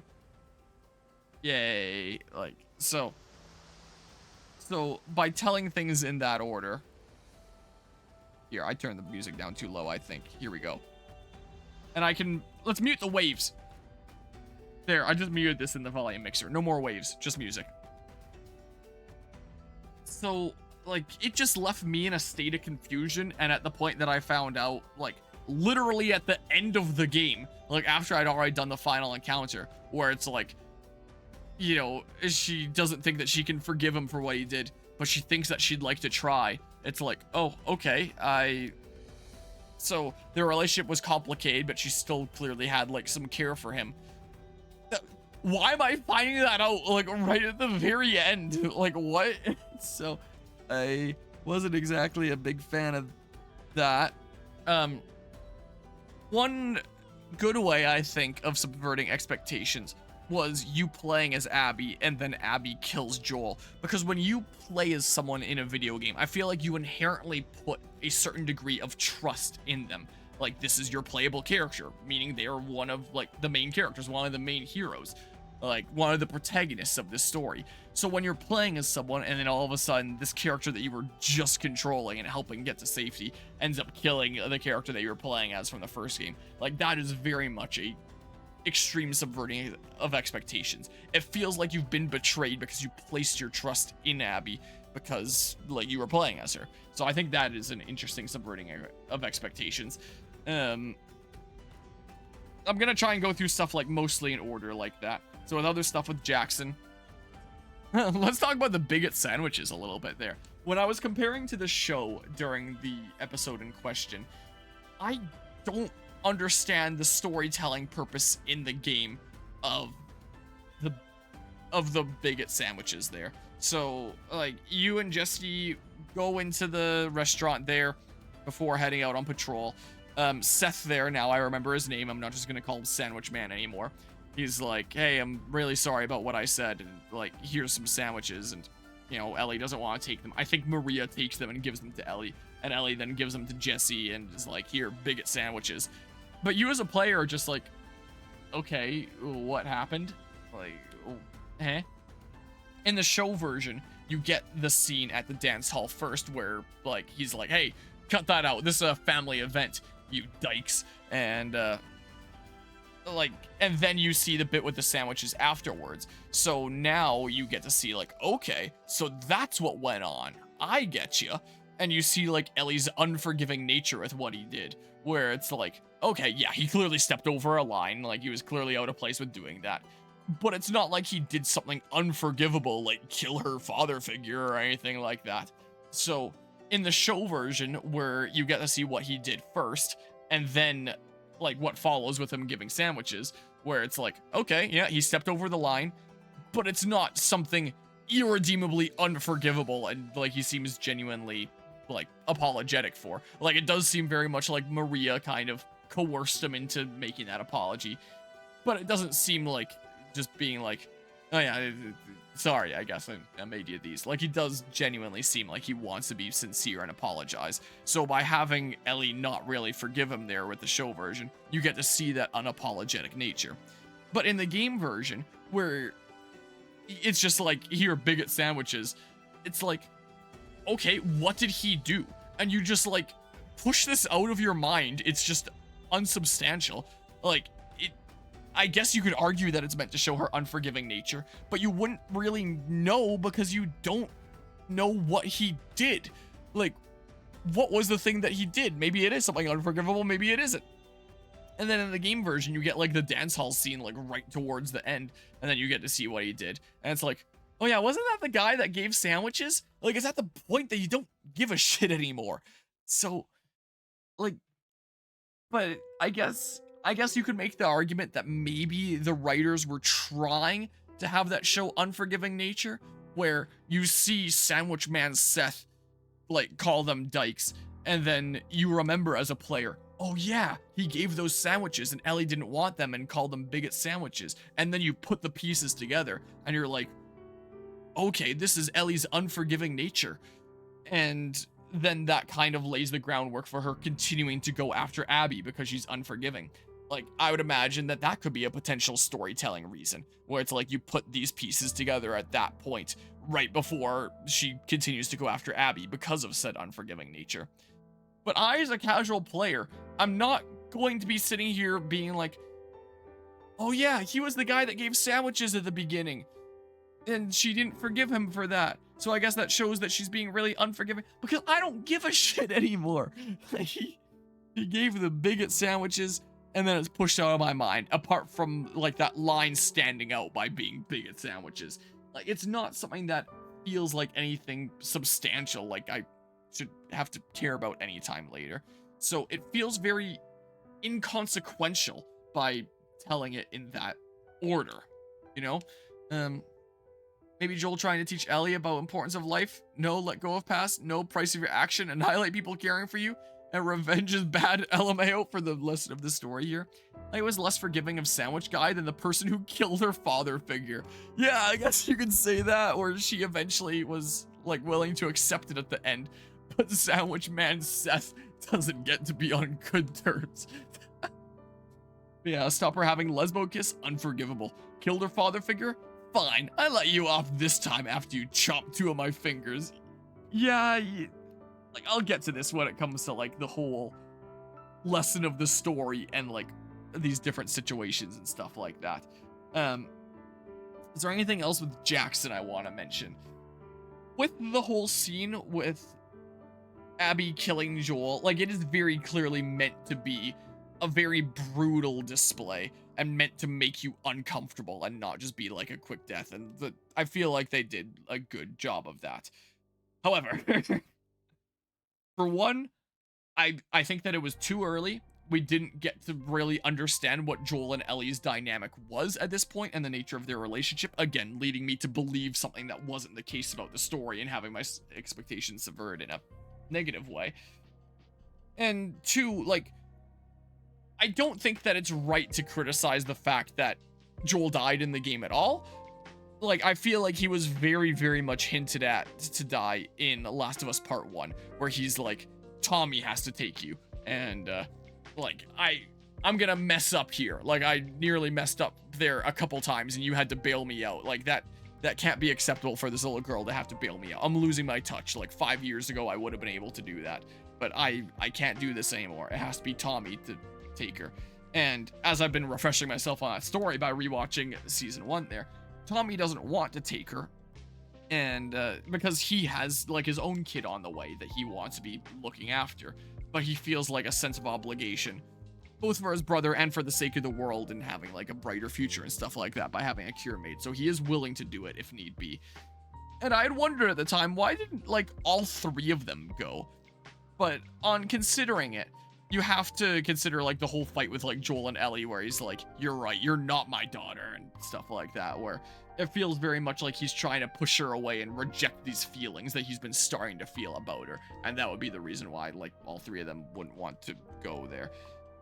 So with him talking about like, anyway, the point is that with him talking about him losing his touch and he's gonna make a mistake, and he does make a mistake, get impaled by rebar in the game and get stabbed by a guy in the show, and then Ellie has that whole arc where she has to try and look after him while she gets abducted by Cannibal David and he has to come and save her. Like, that is very much a moment that makes you think, did Joel die? Like, it felt like he had messed up, he lost his touch like he was worried about, and he was on death's doorstep because of it. So it felt very much like it would be a natural progression in the second game for there to be some kind of screw up, and he does die after all. It felt like it was very hinted at. Like, that was an easy layup for the second game for that to happen. It was very natural there. So I don't think that it's a fair criticism to say like he shouldn't have died in this game at all. Like, this is a natural progression to happen. But it was very early. Like, it was hinted at in the first game like he's gonna mess up and die at some point. it's kind of how the second game leads, and it's like, oh, that's our inciting event. It's not some impactful thing that happens later on. It's our inciting event for the story that we actually want to tell. Okay. All right. And before we even get to like explore the dynamic of their relationship.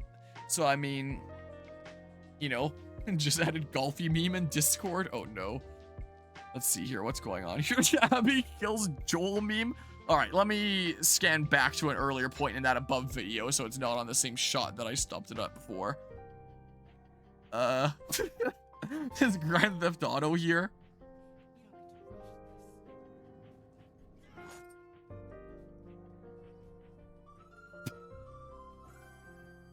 My God.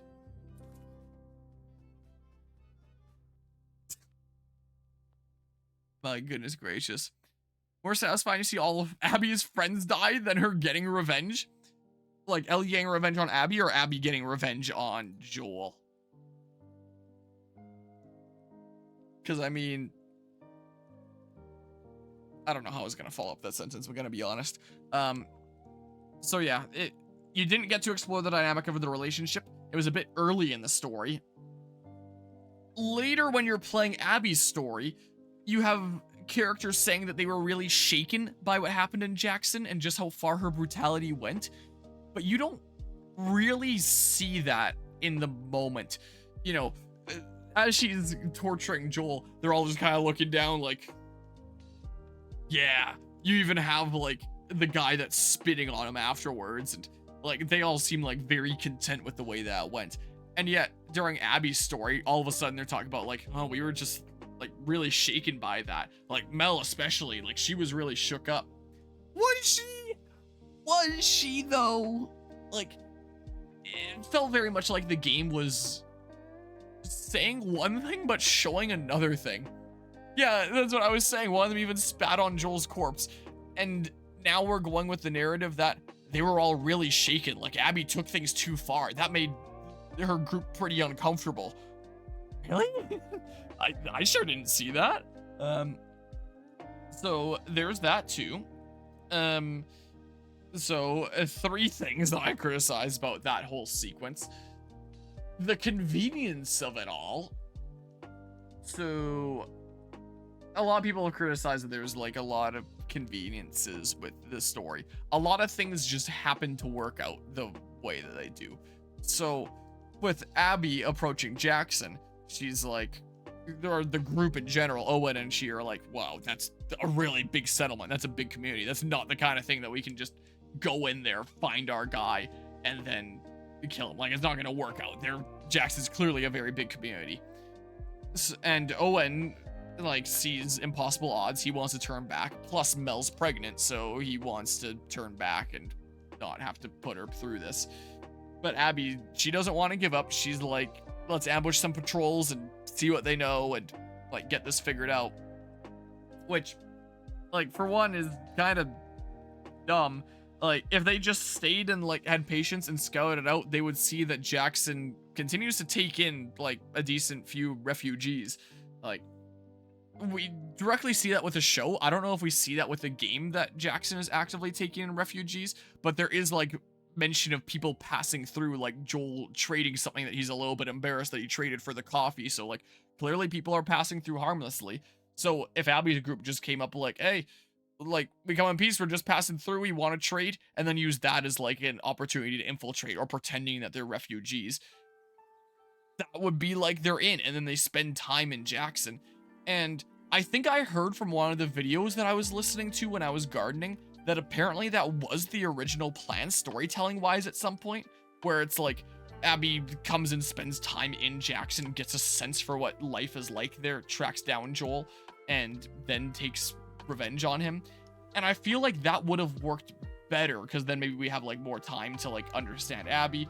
She gets to see that, like, hey, maybe not everyone here is super evil after all, but still decides to go through with her plan. We'd have like some more time to explore the dynamic of Joel and Ellie, rather than it just being something that's shown through flashbacks later in the story. I think it would have been a lot more fitting, as opposed to just like, oh, a friggin' mass of zombies just so happens to show up, kind of ambush her. Joel saves her, which one could argue is kind of like repaying that debt to her. Some like could argue. I don't know if I would make that argument or not, but like some could definitely argue that. Like I don't want to give the impression that when I say some would argue, that's me abstracting like my own arguments here. It isn't. It isn't always. Just saying that some would argue that that could be kind of repaying that debt.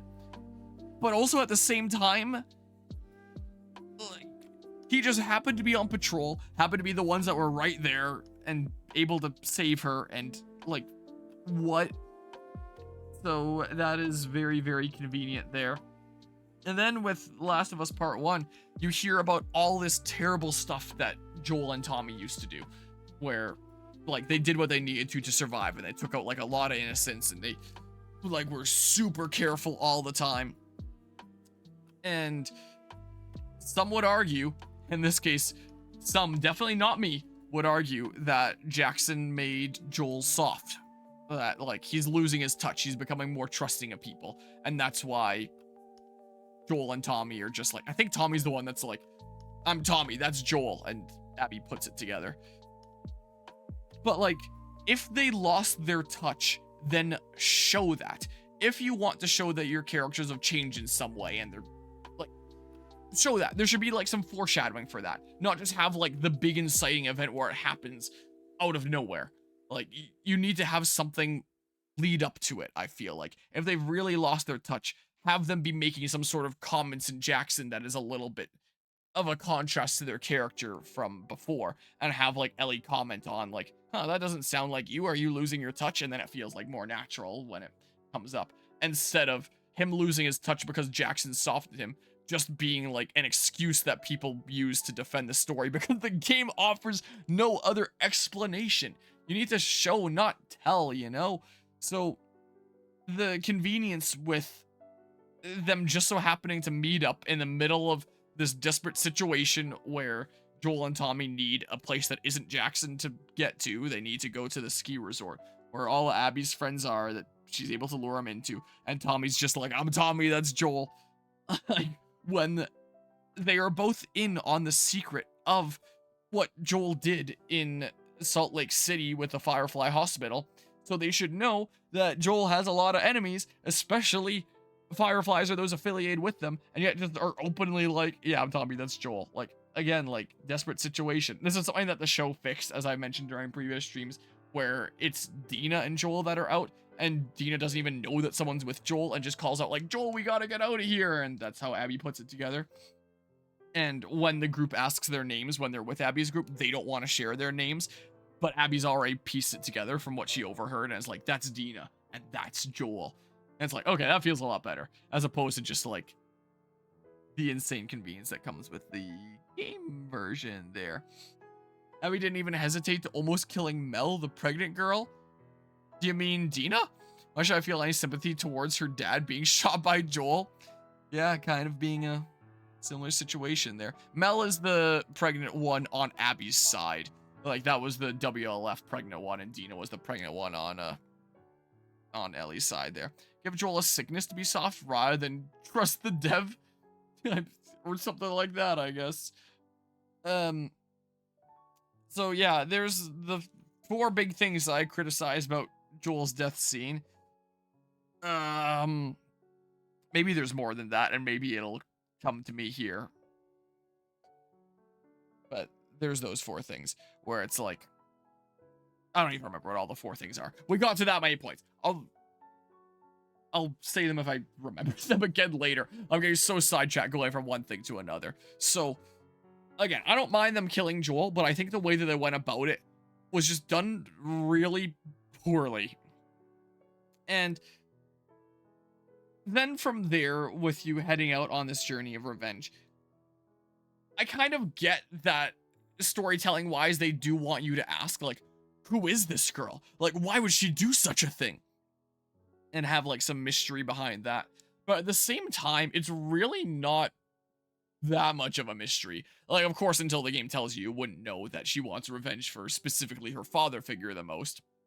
But considering that the whole scene at the Firefly Hospital was the climax of the last game, I'm getting tired of seeing this one-wave animation over and over again. It is only it there's no other wave animations here for a little bit of variance. It is just this exact same one over and over again, and it's starting to drive me insane.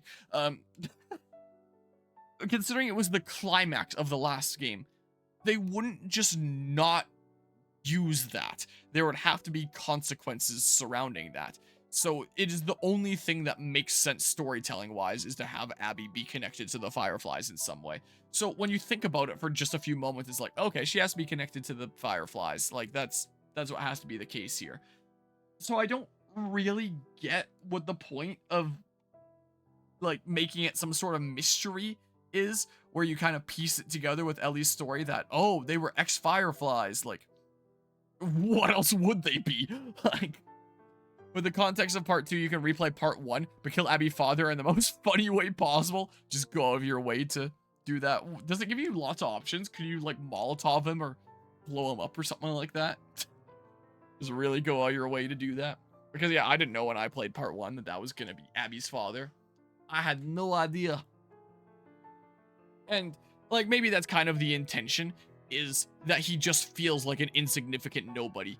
But any insignificant nobody that you take out could be someone that has a family / group that's going to want to come after you in revenge. Like, they all have their own stories. And I know that that's clearly what this game is trying to tell, like, both with its main story and even just with, like, the gameplay, where it's like you take somebody out and everybody has a name. They're like, oh shit, Wes is the one that's on my mind from that last segment now. I kept on taking out Wes there because he kept on being in my way.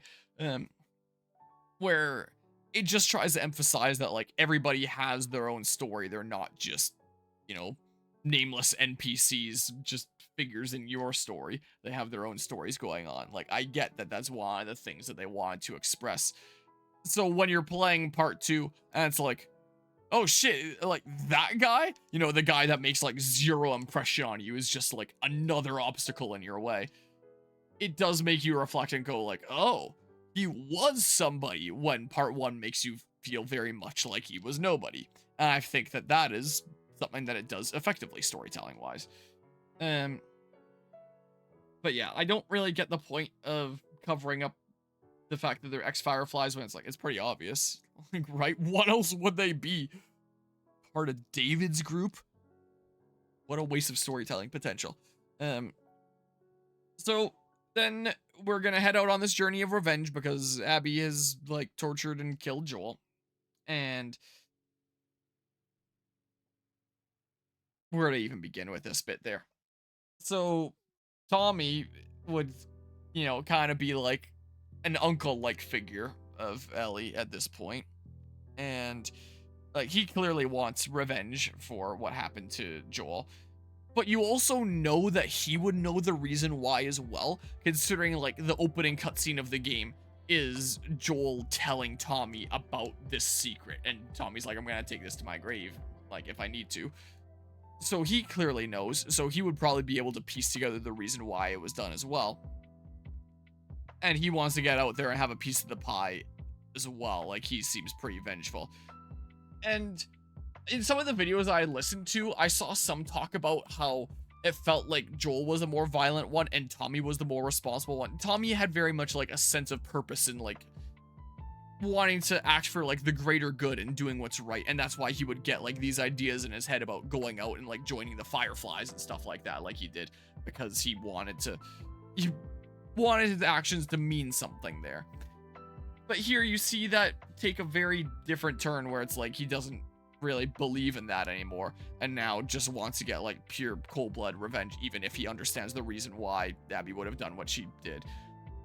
And like, it's fine to have characters change, but I do wish that there would have been like some build up to that. Like, again, Joel's death was too soon. I feel like maybe we have some scenes in Jackson that show that like Tommy is now just really hardened.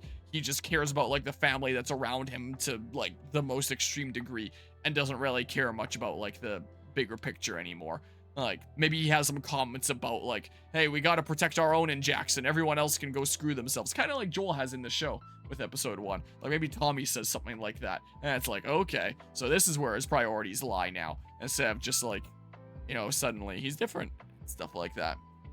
One thing the writers never consider is if you wrote characters, there's always caution as many enemies. At least make them have different identity, like different name, like an alias or some such there. Like if Tommy's brain worked that day, he can introduce himself as, I'm Kevin and he's Marcus as a caution move. Yeah, just something like that. And the one blue their cover was the younger kid. What? And the one blue their cover was the younger kid? What? I don't know what you were saying with that sentence, I'm sorry to say. And with like heading out to take revenge there, Ellie or Dina blew their cover. Yeah, with the show, that's what they did. With in the show version, it was Joel and Dina going out on patrol, and Dina's the one that blew Joel's cover without even realizing someone else was there. And I feel like that is a lot better way to handle it. And it would have been better if the game took it that way. Like with the show, we do see a lot of cleanup around the edges with the show version, which I appreciate.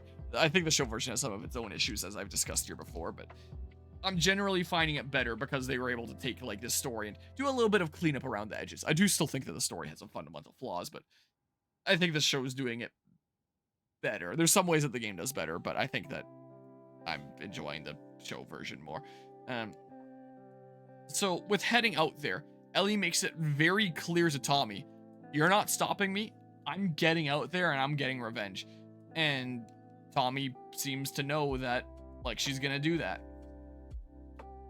And yet he sneaks out on his own and leaves Ellie behind when he should know that she's going to come on this journey of revenge as well. So, like, he's just, like, decreasing their odds of being able to get successful revenge and, like, increasing their odds of death because they're splitting up. Because, again, he should know that she's coming. Why would he choose to go on his own first? Like, it felt very much like... It felt like a Xenoblade Chronicles 3 storytelling situation, where the writers decide they want this one thing to happen, so whatever excuse we can make to lead up to that thing happening is what we're gonna do. In this case, it felt like the cool thing the writers wanted to happen is, as you trek around Seattle, you follow Tommy's trail of destruction and see evidence of him doing things that you know that, like, Joel and him used to do. Like the interrogating the two guys and making sure that the location they report matches up and laying down the hurt if they don't. So you see evidence of that, and that is cool to, like, be following his trail and see that he's been doing these things and hear tell of, like, a sniper that's causing all this trouble for the WLF and be like, holy shit, like, Tommy's out there and he's doing some things. Like, that's cool. But their excuse for it is that Tommy doesn't care about going together and, like, decreasing their odds and just, like, goes out there. Is that the writers trying to say that he is just so hell-bent on revenge that he's not willing to wait? He just wants to get out there as soon as possible, even though, like, if he was a little bit more logical, he should realize that, like, better odds would be going together. But, like, clearly that also wouldn't be the case, because by the time we have the whole squad together in the theater, he's willing to put that behind him and be like, all right, she's had enough. We can go home now. So clearly he's not so hell-bent on revenge yet that he's willing to abandon everything else and, like, go pursue this at that point. And yet he leaves without Ellie, who established she was going no matter what. And, like, what even the hell? But yeah, Tommy knew something he won't return alive for how what? Like divine intervention stuff? I'm not entirely sure here. You may have to clarify what's being said, but I find that to be another big kind of plot convenience, and, like, it doesn't really make sense for him to do. So then Maria's like, hey, you guys can go, but now it's kind of because I want you guys to go so that you bring Tommy back. But, you know, would Jesse have heard that, like, Tommy had left as well, potentially, and want to go at the same time? And yet he also comes later, which, again, is one of those things where it's like we want Jesse to show up later after this stuff has happened with Ellie and Dina. So here's the reason for it, where he's just sneaking out later and stuff, and it's like, man, they're characters. There's no doubt just leaving the group, but they didn't do that. So, yeah, again, I do think that it is more interesting storytelling-wise, having them be separate and be coming together in these different ways at, like, key points that the story wants them to come together at. But their excuse for that separation, I think, is just really quite lazy, quite frankly. So they head out, they go to Seattle, and you're solving all these puzzles, and you get some backstory and stuff like that. I feel very much like when talking about like Ellie and Dina here and trucking into Seattle, that's another one of the things I can mention from earlier is with Eugene's like weed production plant place there. In the game, you have Ellie and Dina, you know, kind of getting it on there, and then immediately we go into Joel's death, and it's like, okay, really? We're going to go from one of our characters from the previous game and a new character that we're introducing, presumably having sex, to immediately our other main character from the first game dying. Like, what? And it also feels like if they're doing that on patrol and like Jesse's coming here and criticizing them, like, what the heck, you guys are supposed to like be on top of this, we haven't heard from Joel. It makes it feel like they're not really responsible, you know? And it really made me wonder in the game, like, why is Dina coming along with Ellie on this revenge journey? Is it just because she likes Ellie and wants to support her? I feel like that's another thing that the show does better, as Dina shares her backstory of like her family being murdered by a dude that she murdered, and she had thought that if he had gotten away and if he had, you know, done the same things that Abby had done, that she would hunt him down until the end of the earth and stuff like that. And it's like, okay, so there's relatability that the show is establishing. I don't think the game does that. It makes it feel like, you know, Ellie's just like her love interest, so she wants to tag along on this revenge journey, despite also being like irresponsible because she's going while having a pretty good idea that she's pregnant. And it just feels like incredibly irrational and irresponsible. Like, for what reason would you still come here? Because you wanted to help the person that you have an interest in get revenge? Again, another thing that I feel like the show did better, because you actually have like relatable backstory where she's like, hey, I get what you're going through, and like if I was in your situation, I'd be doing the same. And like in the show, it actually shows her being close to Joel as well, and genuinely being really, really pissed off about Joel's death. I don't think we ever see Joel and Dina interact in the game. Like, it's unclear if they've ever talked before. They know of each other, but they don't really know each other, it seems like. Whereas they know each other pretty well in the show version. So, in the game version, I didn't really get why Dina was coming. I didn't get that. I can't wait for The Last of Us Part 1 and 2, the show, the game. Oh yeah, I can't wait for that either. So I didn't really get why she tagged along.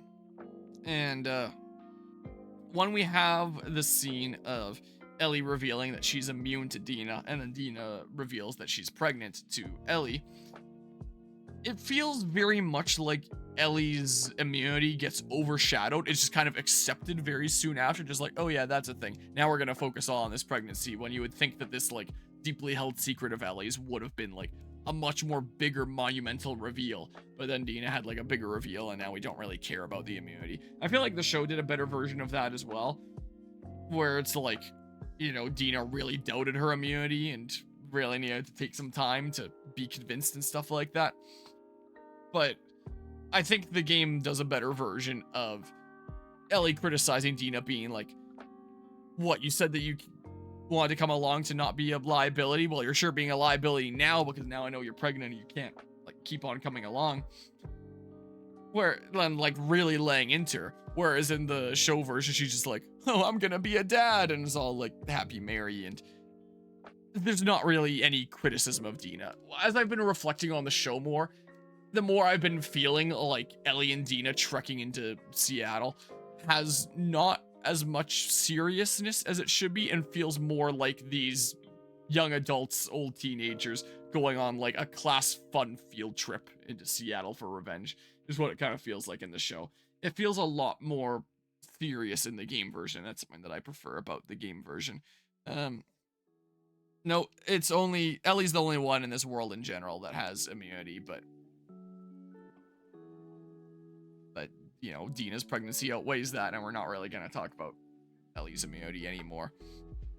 Is the case. Yeah, just do something like that. So there was that. And then the actual events of Seattle Day 1 to 3. There's some more conveniences where it's like we go to the TV station. Look, here's all the photos of all the guys we want to go after. Like, wow, okay, that was certainly convenient. We have some interesting dialogue where Dina's like, hey, she's still dead, so it's fine anyway, right? And Ellie's like, I'm not sure that that's right, to one of that group already being, you know, dead and stuff. So there's some interesting dialogue and stuff like that. We see that the Seraphites hung a bunch of dudes in the TV station, so clearly the WLF has some enemies.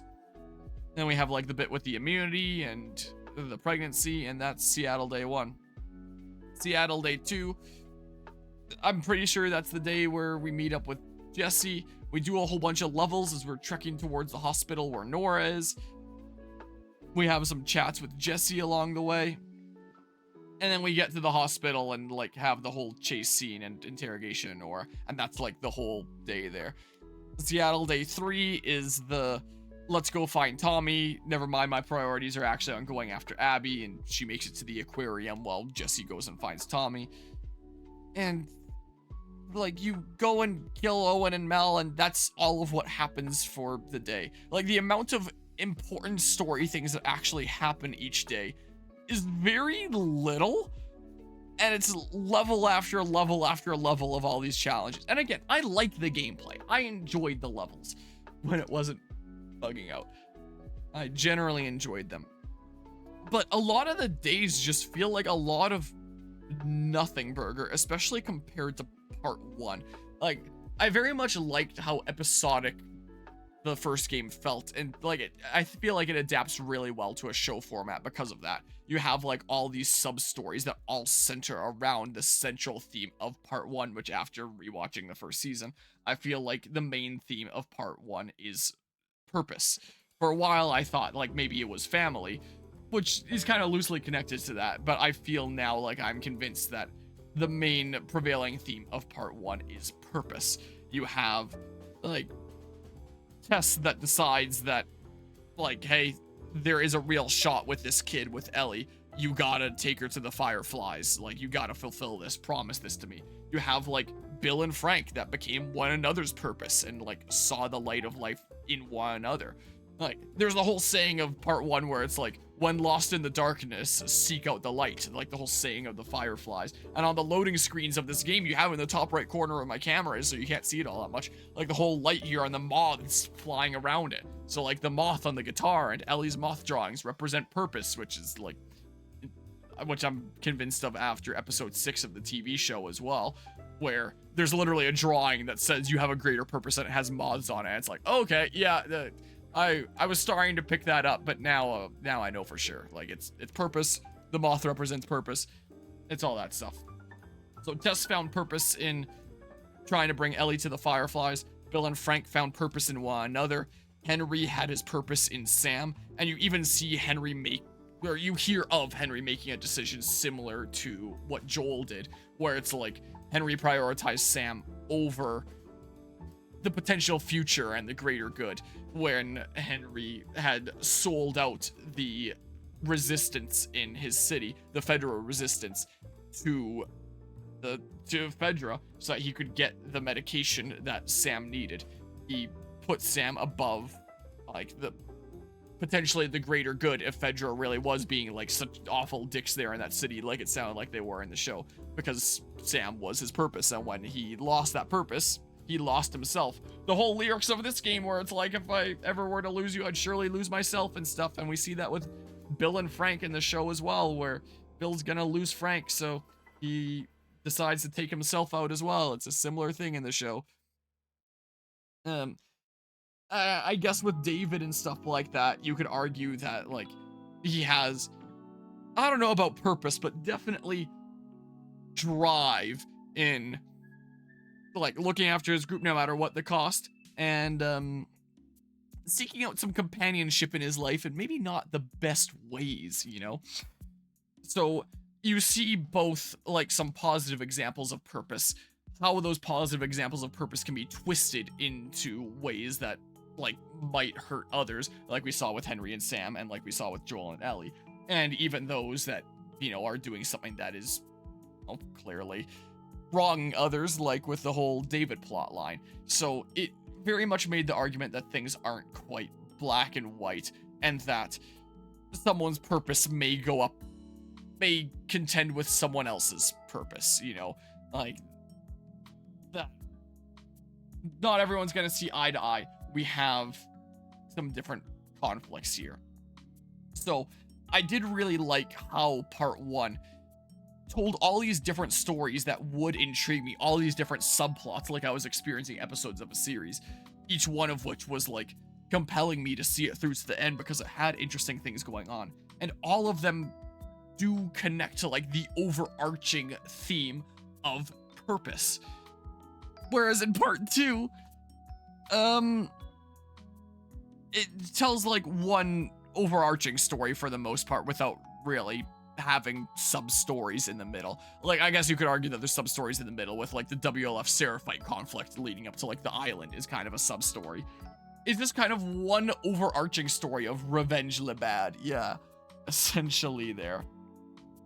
And so instead of being able to go across like these different subplots that all connect to the overarching plot in different ways, we just kind of spend a lot of time dicking around in Seattle, going from level to level until we get to like the end of the day where the big thing for the day happens. But like, there's nothing really too substantial in the middle. Like, we'll have like some interesting conversations between characters. I think the most notable thing that happened in the middle of one of the Seattle days is probably when Ellie is like, hey, our best chance of finding Tommy is to continue going after Abby, and Jesse thinks that she's full of shit and just wants to keep on going after Abby, and this is her excuse, and he wants to prioritize going after Tommy, and they split ways. Like, I think that's a notable story beat that happened in the middle of a Seattle day. But for the most part, a lot of it is just kind of nothing burger stuff of like level to level to level to level, and like some of them have like some world building, I guess, where it's like, hey, Seattle Day 2, I think it is, we encounter the Seraphites, and we get a sense of what their deal is, where it's like they do whistling and the bows and arrows and stuff like that, but we don't really see what this WLF and Seraphite conflict is until Abby's story, so they still just kind of feel mostly like generic guys to get through in more levels. It's a whole lot of gameplay without a whole lot of story. Yeah, and yeah, we do find out that it is essentially fastest versus nutters with two sides there. But I just find that in comparison, the story's kind of boring, in a sense. Like, again, it has, like, good, interesting moments that it gets to, but it doesn't really have, like, interesting stuff along the way in the same way that part 1 did. And when I was watching season 2 with my mom, and like after we had seen like the game through and stuff like that, when we were watching the show, I think it was on Seattle Day 2 that she had made a comment about like the pacing feeling like it was really slow, and I agreed with her with that comment. Like, the show very much sped up the pacing. Like, it is getting to the point like a lot faster. They're getting through these buildings super fast so that we can get to the thing that we actually care about. But even then, it still feels kind of slow because there's not really much happening along the way. Like, the first story was compelling because of these subplots that all contribute to the overall theme in different, unique ways, and each are their own interesting stories that you see through.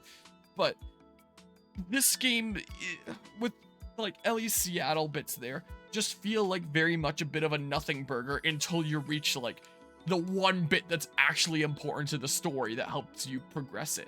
So it's just kind of, it's not as interesting. I won't say that it's completely boring. Like, I've played my fair share of boring games. This is not a boring game.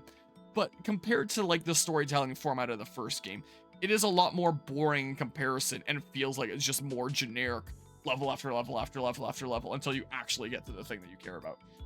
Is what I couldn't help but feel. And I think that the thing that really made me realize that was my mom saying as we watched the show that the pacing felt like it was slow. Like, nothing is getting done fast. And even in the show where they sped it up, things still aren't getting done fast because that's just the story that they're telling here. Monia Valhalla stream went, I want to see him suffer more. I want to commit to Binding Blade a decent bit coming up here. I'll do Valhalla again at some point. That's a boring game. Like, holy crap. Like, that is a game that I think about and I'm just like, oh my god, I don't have the motivation to play that. If I wasn't a content creator, there's no way I'd be playing it. I get bored out of my mind. Like, this is not a boring game, but its pacing does not create as engaging of a story that has you going like, oh my god, I can't wait to see what's like right past here, because you're constantly feeling like, oh, what's right past here? Another level. It's gonna be like more of the same. Oh, that's another thing I can mention about gameplay. Some unique mechanics, like the whole underwater bits that you can swim and come up at different points, is really cool. But you only have like one level that does that as Ellie and one level that does that as Abby. So it feels like more you got a taste of what this mechanic is, rather than actually having this really cool mechanic be explored in a meaningful way in the game. I guess there's also Abby's segment on the island where you can dive into like the knee-deep water and conceal yourself that way. But still, the water was utilized so little that it felt more as like, hey, here's a preview of what this mechanic is like if we decide to use it more in the future, because it's just barely used in this game. That's a game that I feel bad for the playtest. Imagine having to play that for 8 hours a day. Oh, jeez, yeah. So, I don't want to imply that Last of Us Part 2 is boring, but I don't think it's as engaging as it could be, and I think that Part 1 is a lot more engaging because of these subplots that it tells along the way. And I would argue that the main theme of Part 1 is purpose. The main theme of Part 2 is ending the cycle, needing to be bigger and, you know, acknowledge that others have their own stories and their own reasons, and maybe not necessarily being able to forgive and forget, but being able to accept that what happened happened is what I feel like generally the theme of Part 2 is.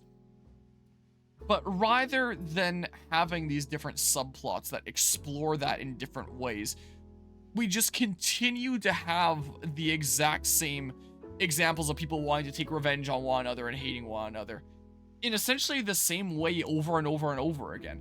I don't really know what other kind of forms that could take, but I thought it was really interesting to see the different forms that purpose took in Part 1, whereas in this game, it's always just, you know, revenge. Abby wants to get revenge on Joel for killing the Fireflies and her father. Ellie wants to get revenge on Abby for killing Joel, especially in the manner that she did so. The Seraphites and WLF want to kill one another and both feel like they're taking revenge on the other because the other side has wronged them in some way.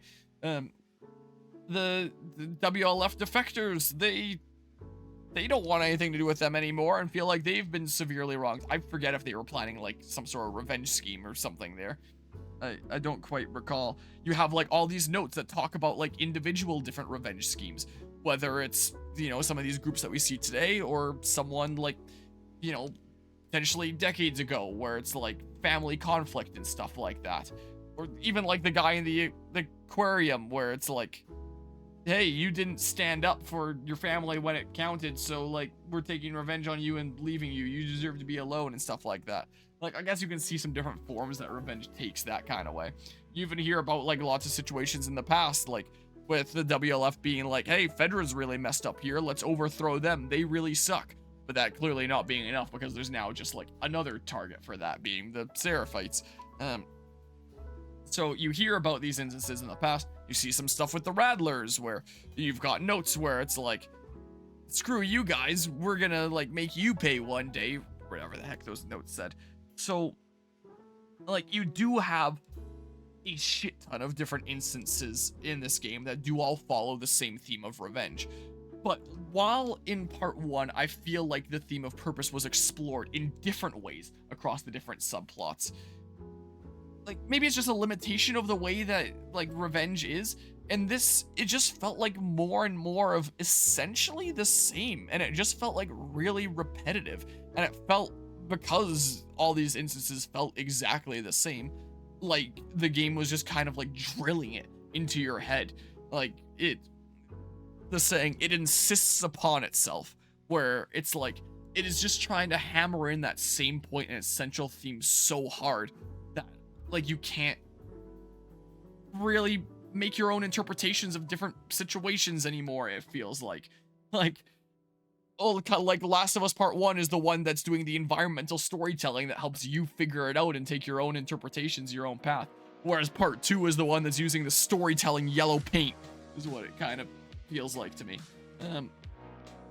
So I really liked the subplots in Part 1, both for like engaging stuff that you see this start to finish, you see the next thing start to finish, you see the next thing start to finish, and exploring purpose in different ways.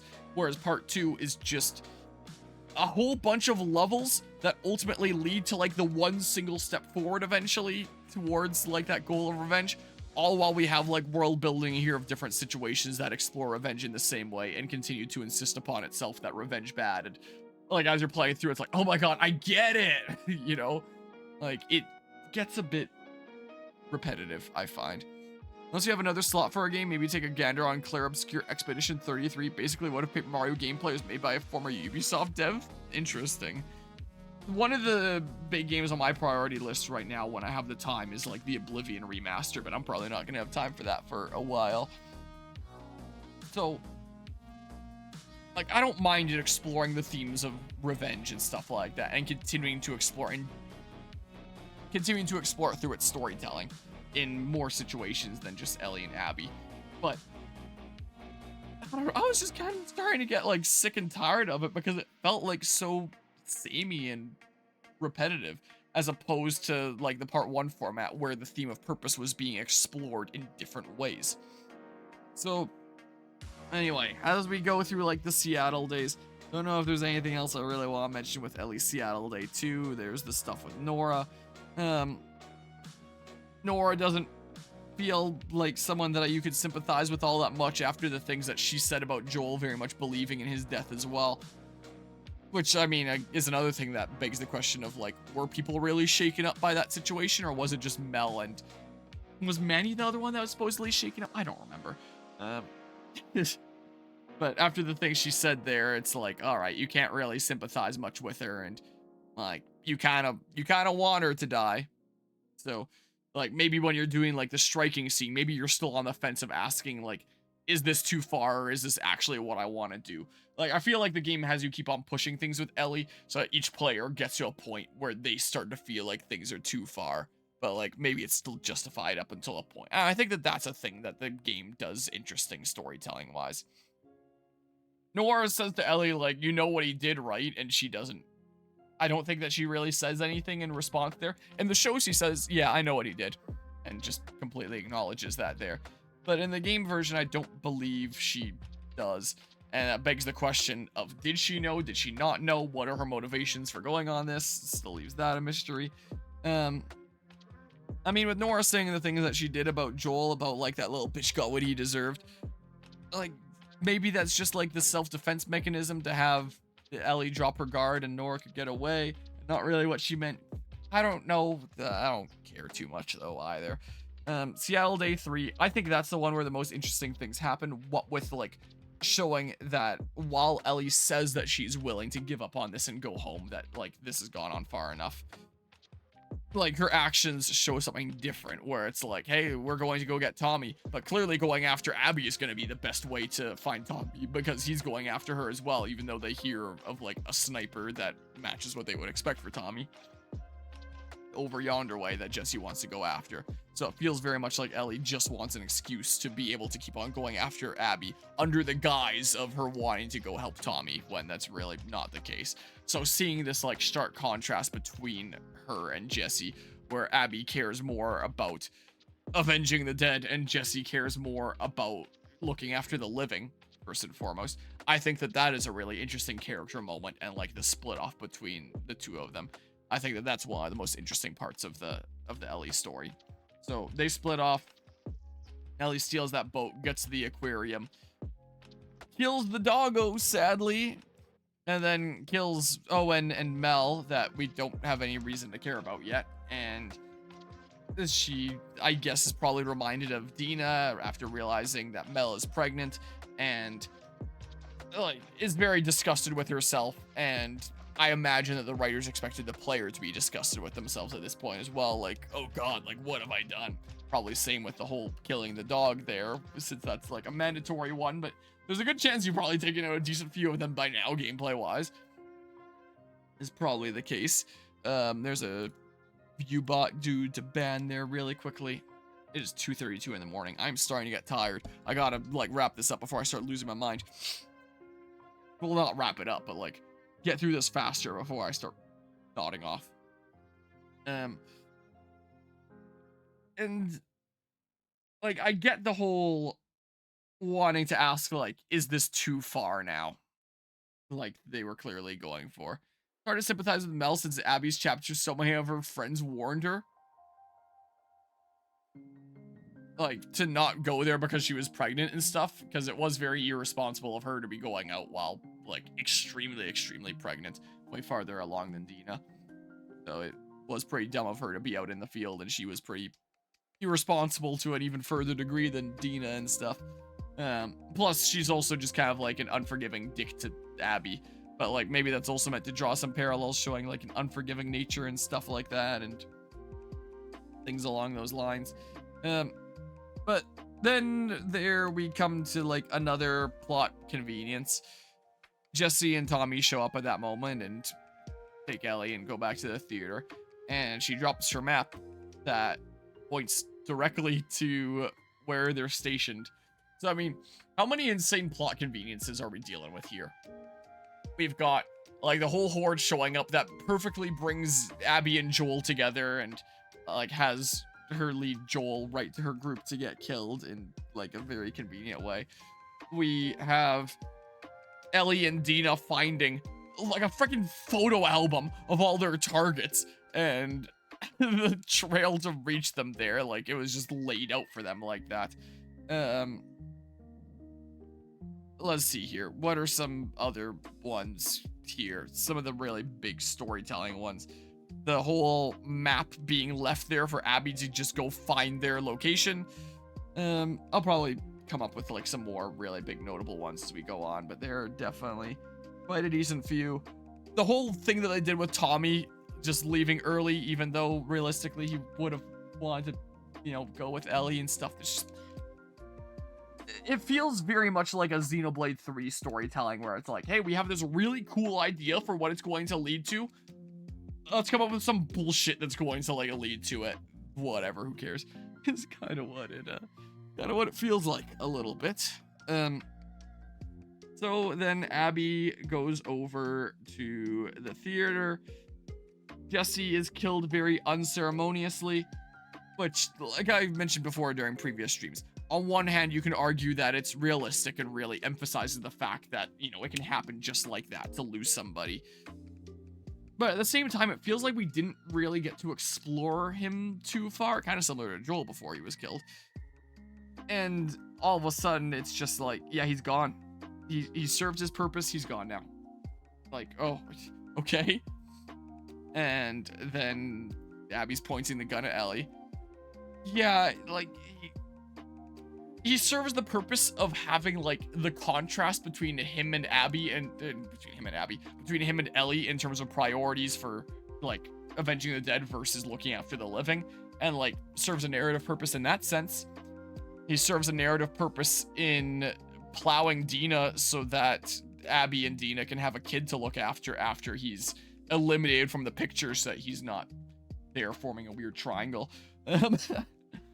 He felt very much like a character that exists purely to serve this role and then is taken out when it's going to be like awkward for him to be around. Plus, I guess then that's more reason to go after Abby when she has like another one on her kill count, I guess. I don't know.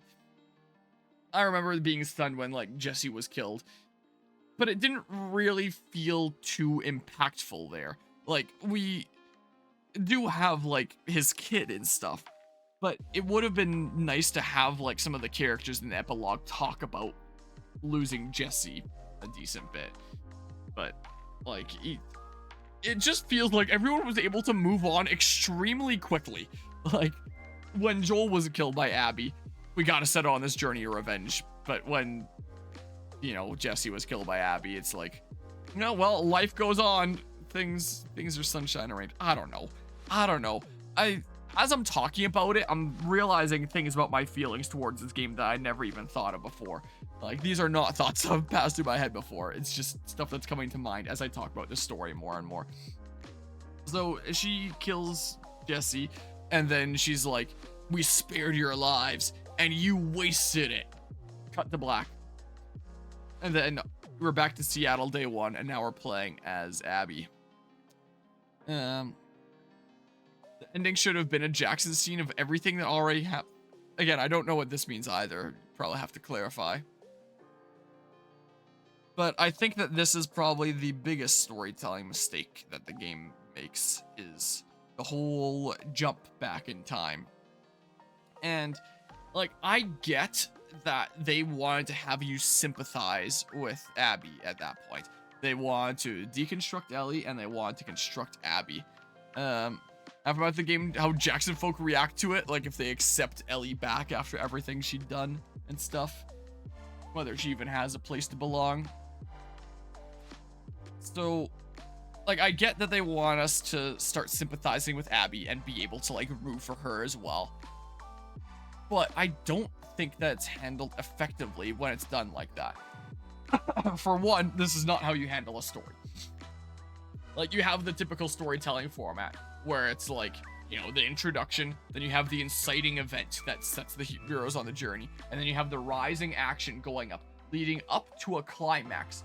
You get the climax, like the big final showdown, like everything is like concluded there in terms of the conflict, and then we have the falling action where we wrap up the loose threads, and then we have the conclusion, the ending of the story. Like, that is the typical storytelling format of like that kind of shape. Whereas in this, we have introduction, rising action, up to that point, right down to the bottom again. All that rising action, throw it all in the trash, forget it for now. And then we have a whole nother story and another inciting event. Owen is like missing there and potentially killed Danny or whatever his name was, I don't know. And we have like another rising action for a completely different unrelated story, and we have its climax and its you know, right when it's starting to do like its falling action, we have our stories come together, and then we double around back to the previous climax, and now we're at that, and now we finally get to see what happens there. And then we have falling action of like, hey, things are sorted out, we're at this house, life is okay, we're willing to move on. And then we decide that we're not, and then we have another rising action again. This is like our third one at this point.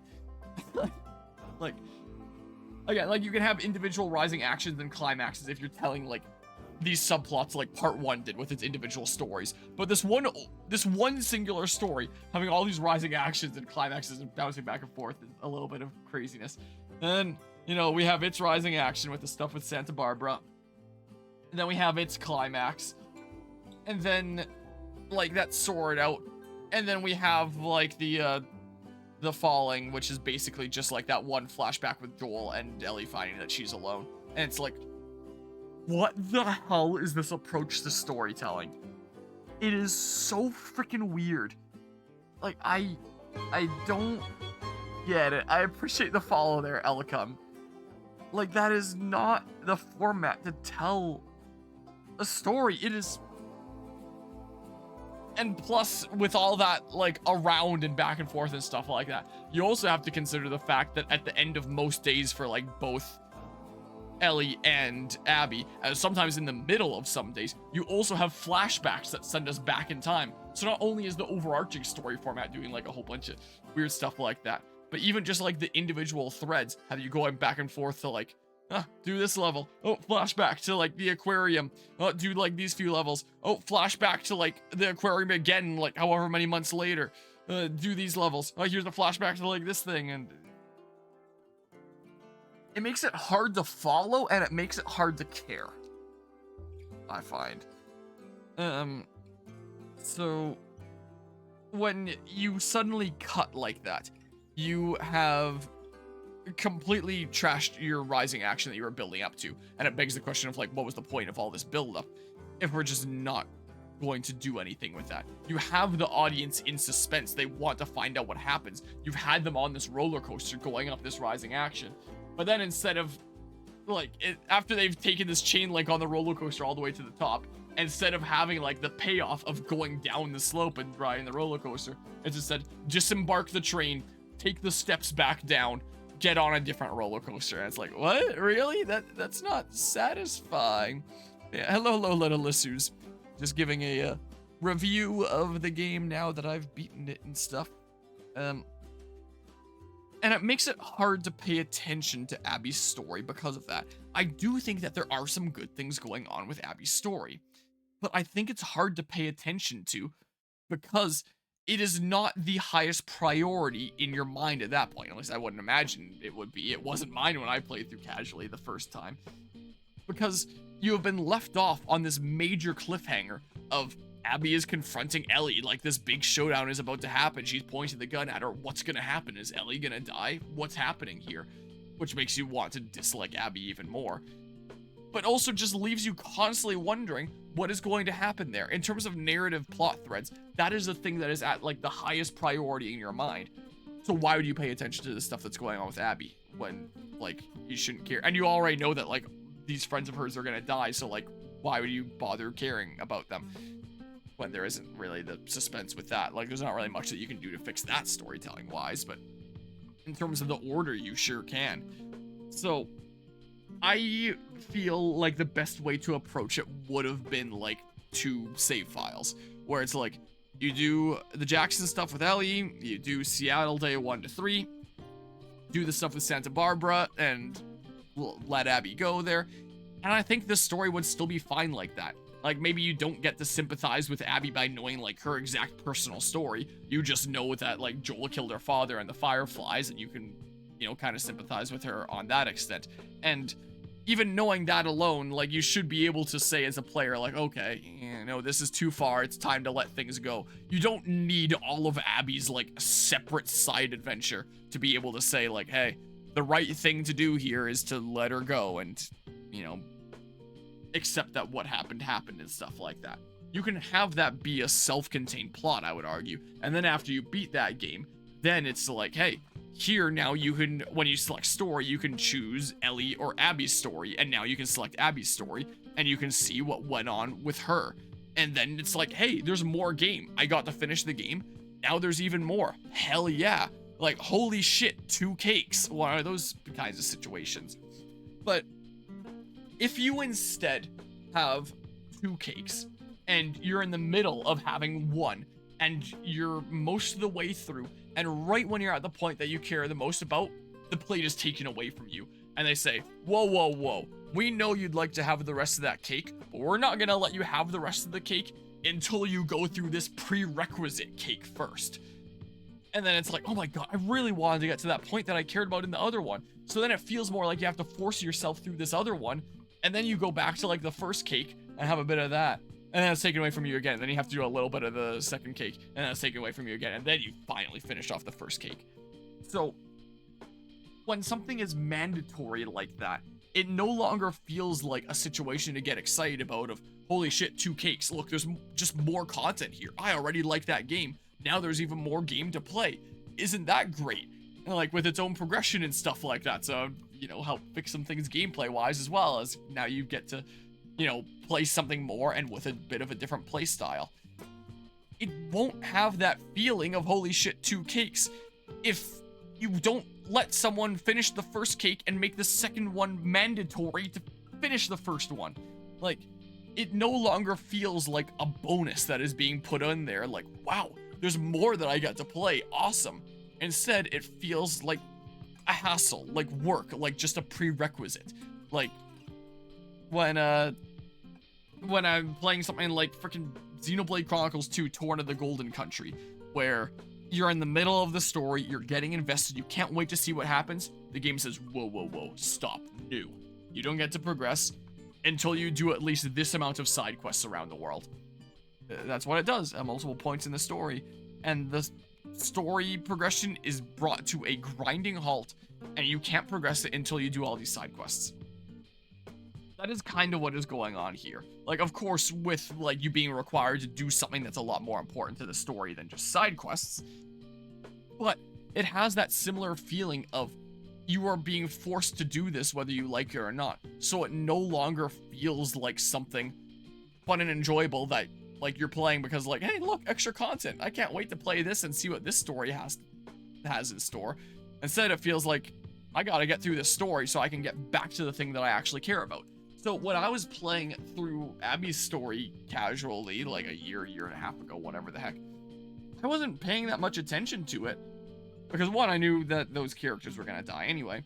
And two, it was not the highest priority in my mind. The game had given me something of greater importance to care about and told me that this is just what I have to go through as a prerequisite to get through it. As opposed to having gotten that content already, and then I can play through Abby's story if I'd like as a bonus at the end, which I think would be a lot better. So I think that that is like the biggest storytelling flaw that it has. We explore around the WLF stadium there, and it draws a lot of parallels to Jackson with people finding a way and, you know, having a semi-normal life and routine and family and stuff like that there that they look after. They have schools and all this kind of stuff that makes it feel kind of like Jackson. You head out with Manny and Mel, who is like extremely irresponsible going out into the field in the state that she is, because I guess she just doesn't really give a shit. Like one of those pregnant mothers that'll just like drink and smoke, except she's going out into like bullet and zombie filled territory. It's what she's doing, I guess. Like just very, very irresponsible, and you see that there's some tension between Abby and Mel that again you're not gonna care that much about because you're focusing on like the other thing that you were left on the cliffhanger of. But you know, ignoring that for now because I've harped on about that enough. You have like a lot of direct parallels where it's like, hey, Ellie got sandwiches, Abby got a wrap that she scarfs down in like 4 bites or something. Then you head out on this mission. You get a little bit of world building with like the Seraphite and the WLF conflict, where it's like, oh, the truce was broken and that's why we're going after them, and it's only because they killed those kids. Well, those kids were only killed because we did the thingamabob or something or other, and all this back and forth kind of like who started it, and when both sides are pretty at fault and stuff. And you know, then you have the segment where you're going through the buildings and stuff and there's zombies. Then you go through another segment where you're going past Seraphites, and then more WLF guys come to save the day, and you see like the higher military might of the WLF with the technology they use and stuff like that. And you head to the forward base, I believe is the next thing that you do, because Isaac wants to see you. And Isaac is this figure that has been built up a whole bunch in Ellie's story if you took the time to read the notes. So, like, you read all these notes that talk about, like, Isaac and what a figure he is. He's in charge of the WLF and he does all this stuff. And when you go to this forward base, where you find him is in these torture rooms for Seraphites. So as the leader of the WLF, he's out here like getting his hands dirty in like these torture chambers himself tells you that like he's willing to be brutal and get his hands dirty and do whatever means, not just, you know, leaving that to someone else potentially, and can give you the sense that he can be like maybe a scary figure that you don't want to cross. Maybe, probably.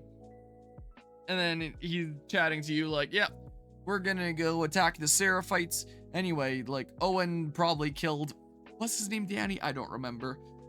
Over, like, some Seraphite. We're leaving him be. No, you're not allowed to go get him. Just leave him be. Just whatever. And then, you know, we get some flashbacks. Abby disobeys that and goes out to the aquarium. The Seattle Day one is long for Abby. And with Isaac, it's such a waste when the story was building him up like he was going to be like one of the main villains, like one of the big figureheads.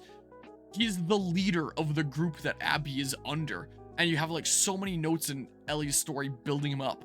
He has 2 cutscenes in the entire game and that's it. Like, what an absolute waste.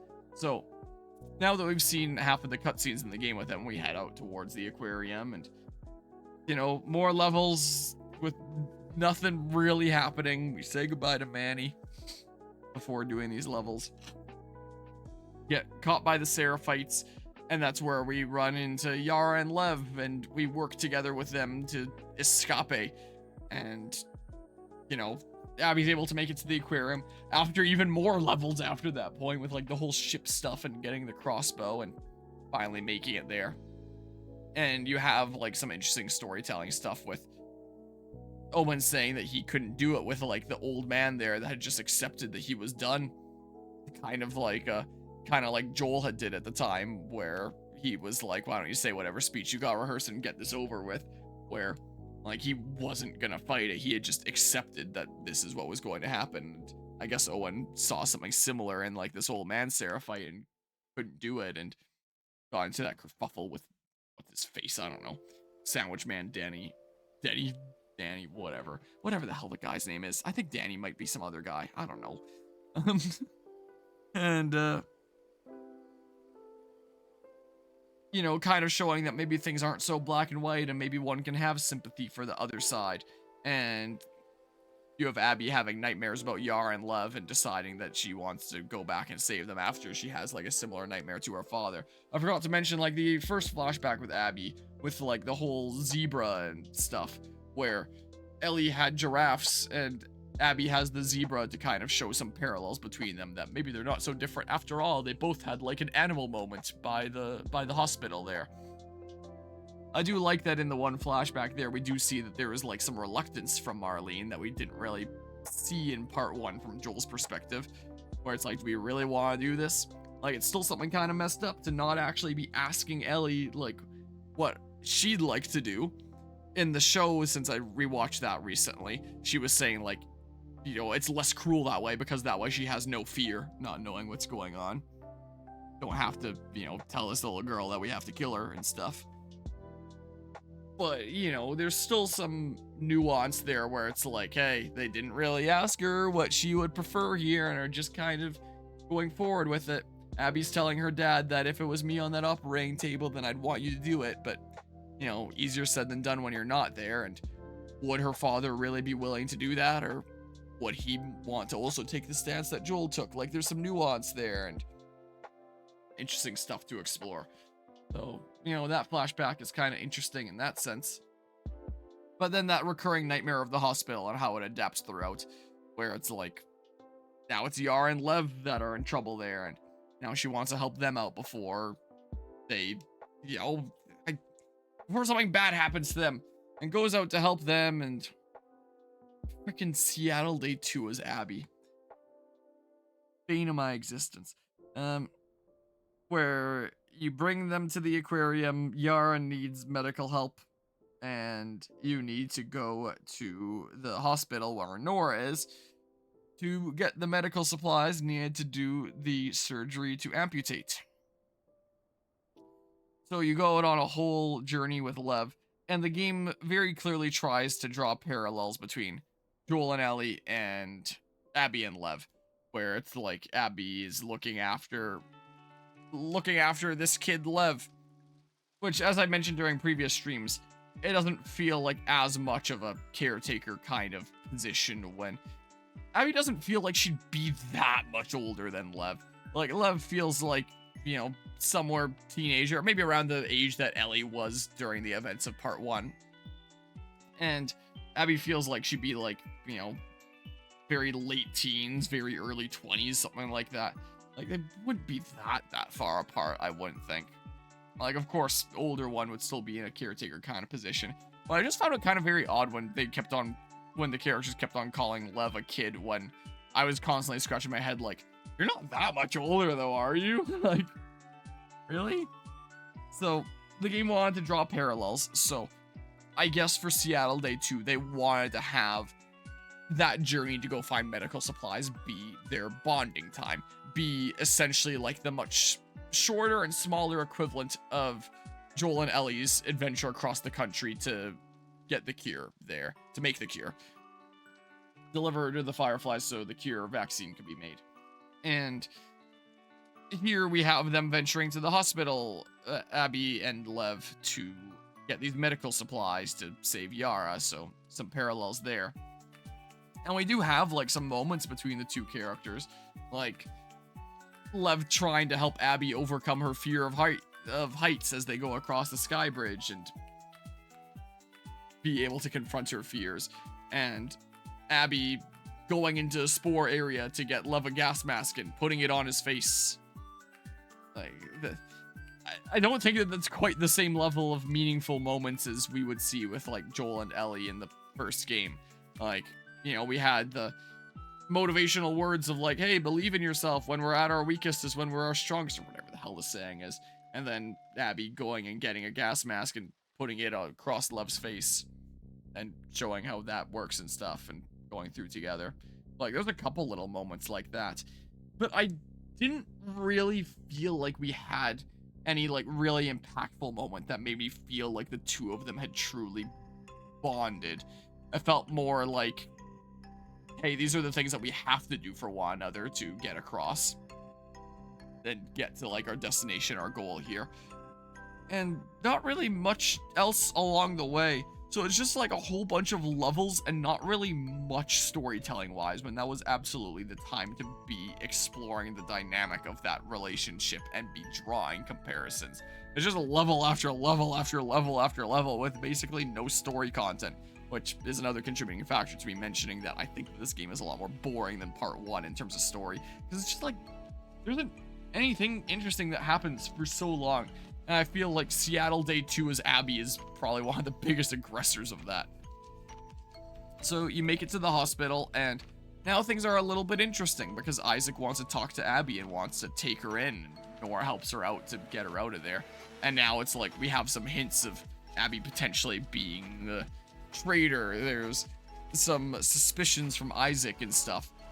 And Nora's like, hey, well, if you want those supplies, this stuff has already been moved out. You might be able to find it in Ground Zero, which brings us into Ground Zero for the city, which is another one of those instances where I feel like the writers were like, hey, we have this really cool idea that we want to have happen. Let's come up with something that brings us there.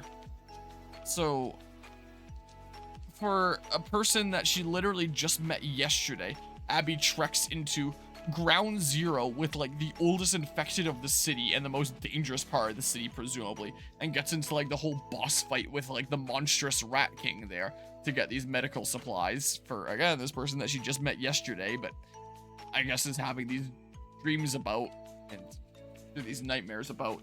But you know, it feels again like another one of those instances where we're just coming up with something that gets us to the place that we want to be gameplay / story wise. Like I when I was playing through had a little bit of a hard time believing really she would go this far for someone that she just met yesterday. I don't know. Instead of just saying like, oh, there's no hope, let's try amputating without and see what happens. And she was very, very much risking her own neck. I mean, I guess that also shows like selflessness there and makes you want to connect with her better. But like, holy crap, the absolute zero regard for personal safety by going into Ground Zero and having those fights. I don't know. I have very mixed feelings about that. But we go and have that epic boss battle and get like the medical supplies and we get out of there and Yara's okay. The arm is amputated.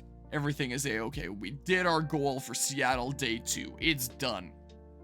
And then when we think that things are kind of being made up with Owen and Mel and stuff like that, Mel is very clearly still not impressed with Abby and wants nothing to do with her. And right when Abby's been going on this journey of self-discovery and actually helping people is when Mel really lays into her. And I think that that's a lot more indicative about Mel than it is about Abby. Like, those things that Mel says about Abby, at least for me, I feel like didn't make me dislike Abby anymore from there. It just made me think that Mel was a bit of a bitch. So is what it made me think there. So then Abby's all down in the dumps and I guess maybe reflecting if that is the truth or if she's something more. I don't know. It's kind of my own inferences there. And then you have Lev going to the island to see his mother. That is like another really, really dumb character decision. And I get that, again, he's meant to just be like a kid that wouldn't know any better and still really cares about his mother. But holy crap, what a dumb move. So it really gave me the impression that Yara was like the responsible one, whereas Lev was the impulsive, irresponsible kind of one, and kind of maybe a little bit of a hassle to look after if he's making decisions that aren't really the best ones to be making, I guess. So we're about to trek out to the island, but not before this segment with Tommy. So we go to the docks to get a boat. We're about to go up a ladder, and Abby looks at Yara, who only has like one arm now, and is like, all right, well, I'll go on ahead and scout it out. Like, you just wait here, since she can't climb up with the ladder. She only has one arm. Let's just ignore the fact that, like, very not long later, she does go up a ladder segment. So I don't know what is with this ladder being like the separator, where it's like, oh, there's a ladder, I guess you can't take that. I'll scout ahead, like, you wait here, we'll find another way up for you. And then Yara later, like very not much later at all, shows that she is perfectly fine using ladders. So what? But that's another instance of the writers wanted something to happen, so let's just come up with some bullshit that leads us there. There's a ladder, and we're just going to completely ignore the rules of this thing that we've introduced. Moments later, the rules are whatever we decide them to be. Whether Yara can climb a ladder or not is whatever we need it to be in the moment. Again, it's very Xenoblade 3-like. So the two of them get separated because that's what the story needed to happen. And then Manny shows up so that he can die. And it's very much like, what? Okay, he's just here. I guess there's not any other WLF soldiers or anything with this sniper down here. It's just Manny that's showing up. And then as we're going after Tommy, like approaching the sniper here and finding creative ways to traverse around, that's kind of cool. Manny is the one that gets a very unceremonious death, where like he goes around a corner and he gets shot, kind of similar to Jesse there, and it's probably meant to draw some parallels where I guess Manny is the Jesse equivalent or something like that for Abby's story. But it feels even dumber than Jesse's death, because again, like, we are going to decide the rule for whether Yara can use a ladder or not is whatever we need the story to do at this point, instead of, you know, maybe just having stairs the second time or something like that. Just so that this first time we can have an excuse for Manny to meet up with Abby separate from Yara, so that he's not questioning her about that. And then as we have like Manny and Abby here working together with no conflict, since Yara isn't around and Manny to be questioning that, now we can have Manny die an unceremonious death to, I guess, help contribute to deconstructing Tommy and like disliking him more.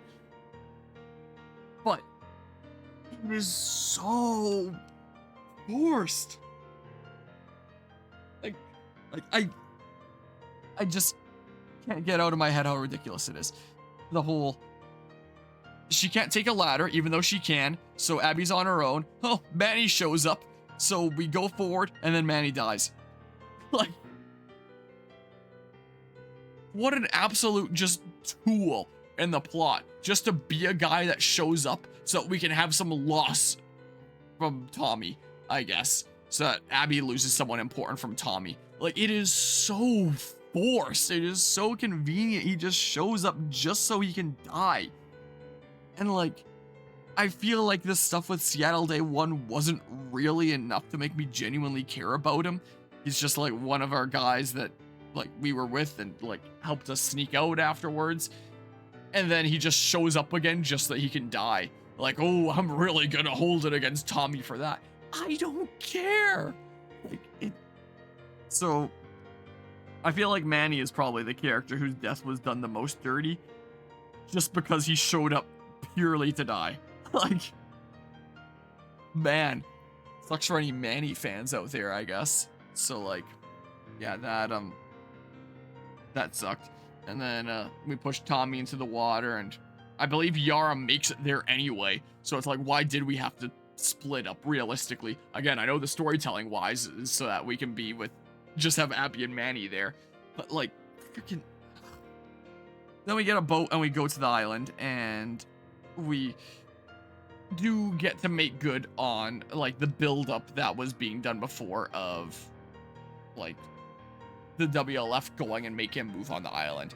I do wish that maybe there was a little bit more build-up in the sense of like, you know, you see like armies moving out and stuff like that. Like, of course, you see some coming to the forward base. You see them moving these medical supplies from the hospital. So like there is evidence of it. But there's so much other bullshit going on that like it's not really at the forefront of my memory. Like, so by the time that it's Seattle Day 3 and we're on the island and like this raid is happening, it's not like, oh my god, like it's happening, like the climax of this buildup. It's more like a, oh, holy shit, that's today? You know, like, this is kind of easy to forget about, I feel like. But it does lead to like a really big, cool climax on the island, at least, that I really quite like. Like, there's some pretty cool Seraphite levels there, and as you're going through with like the buildings on fire, and you have WLF soldiers on this side and Seraphites on this side shooting it out, all while both of them have it out for you. That is really cool. I quite like that, honestly. But then we have, when we run into Isaac, I guess we can mention that we reunite with Lev first. We get him and shove off and are about to try to make our way out of there. But then we run into Isaac after we're defending, I forget whether we're defending Lev or Yara. We're defending one of them against a WLF soldier and like breaking his arm and stuff. And Isaac's like, whoa, what the hell? In like his second cutscene of the game and last cutscene of the game. Abby, like, put down the gun. We're taking you into custody. We'll question you back at the base there after Yara is shot down. And she musters up the last of her strength to kill him. So Isaac's dead now, and Abby and Lev make it out of there. And it's another one of those instances where it's like, storytelling wise, I guess they decided that Isaac had to die and came up with like a reason to lead up to that. And Abby and Lev to head out on their own, Abby to be deemed a traitor with the WLF soldiers going after her. And like, it's kind of cool to see the progression of her story have her kind of become traitor to her own people there, where this time she took a path of wanting to protect rather than taking a path of wanting to destroy with Joel there. But this path of wanting to protect is the one that has her more isolated and having a lot more difficult path ahead of her by taking that route. I do think that that is kind of interesting.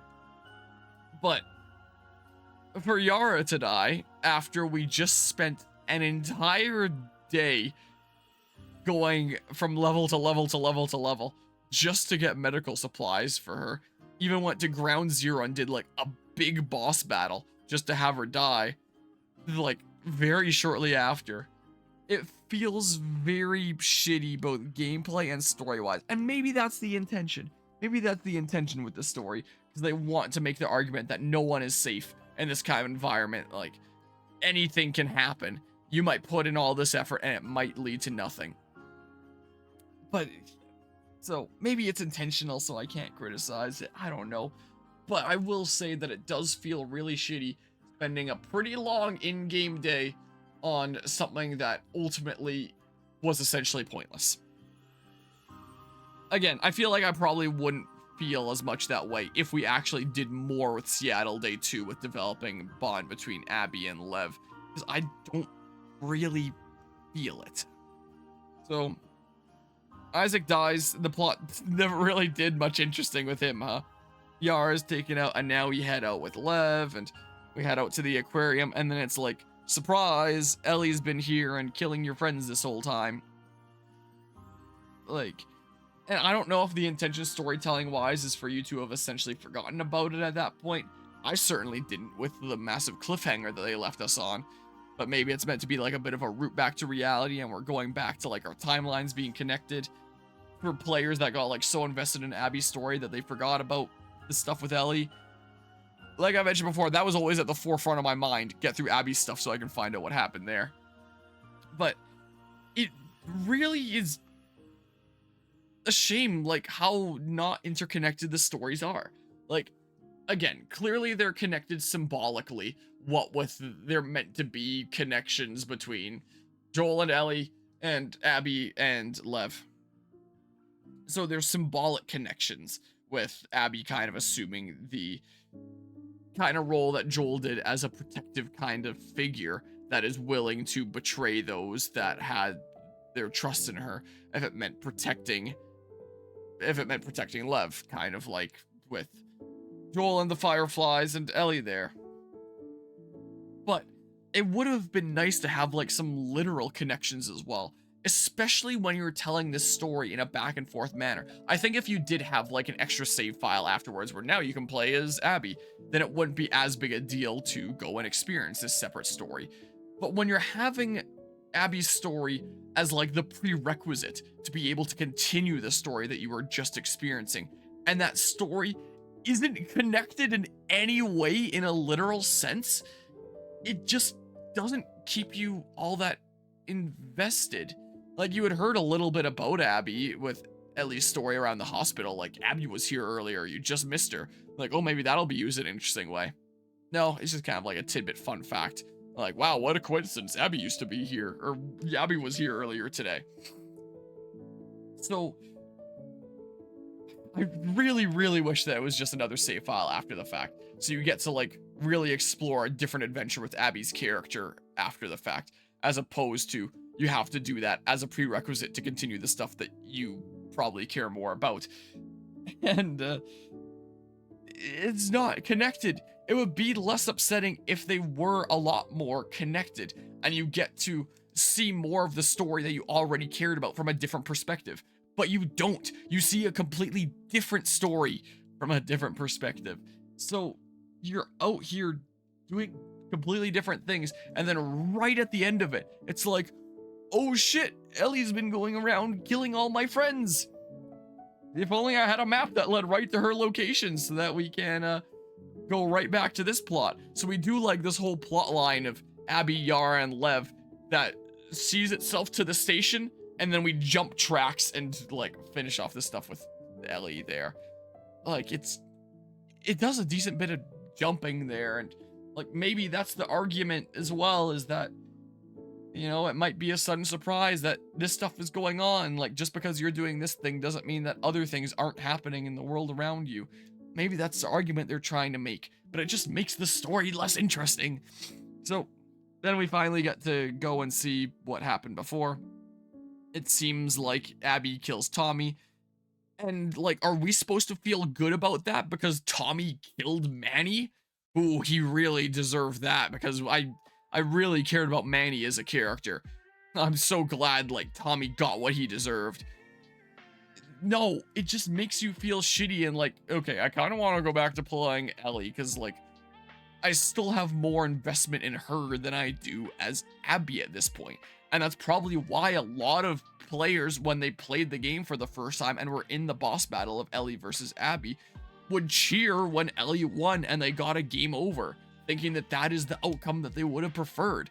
So whether you think this story's like a piece of crap or a masterpiece, you have to acknowledge that when players are feeling like, hey, this is the better outcome when the person that I'm playing as is losing, because the developers tried so hard to deconstruct Ellie and construct Abby, but like didn't do it well enough, or like made it feel so forced that it like missed the point, or handled their storytelling format in such a weird way that it didn't really complement that well enough.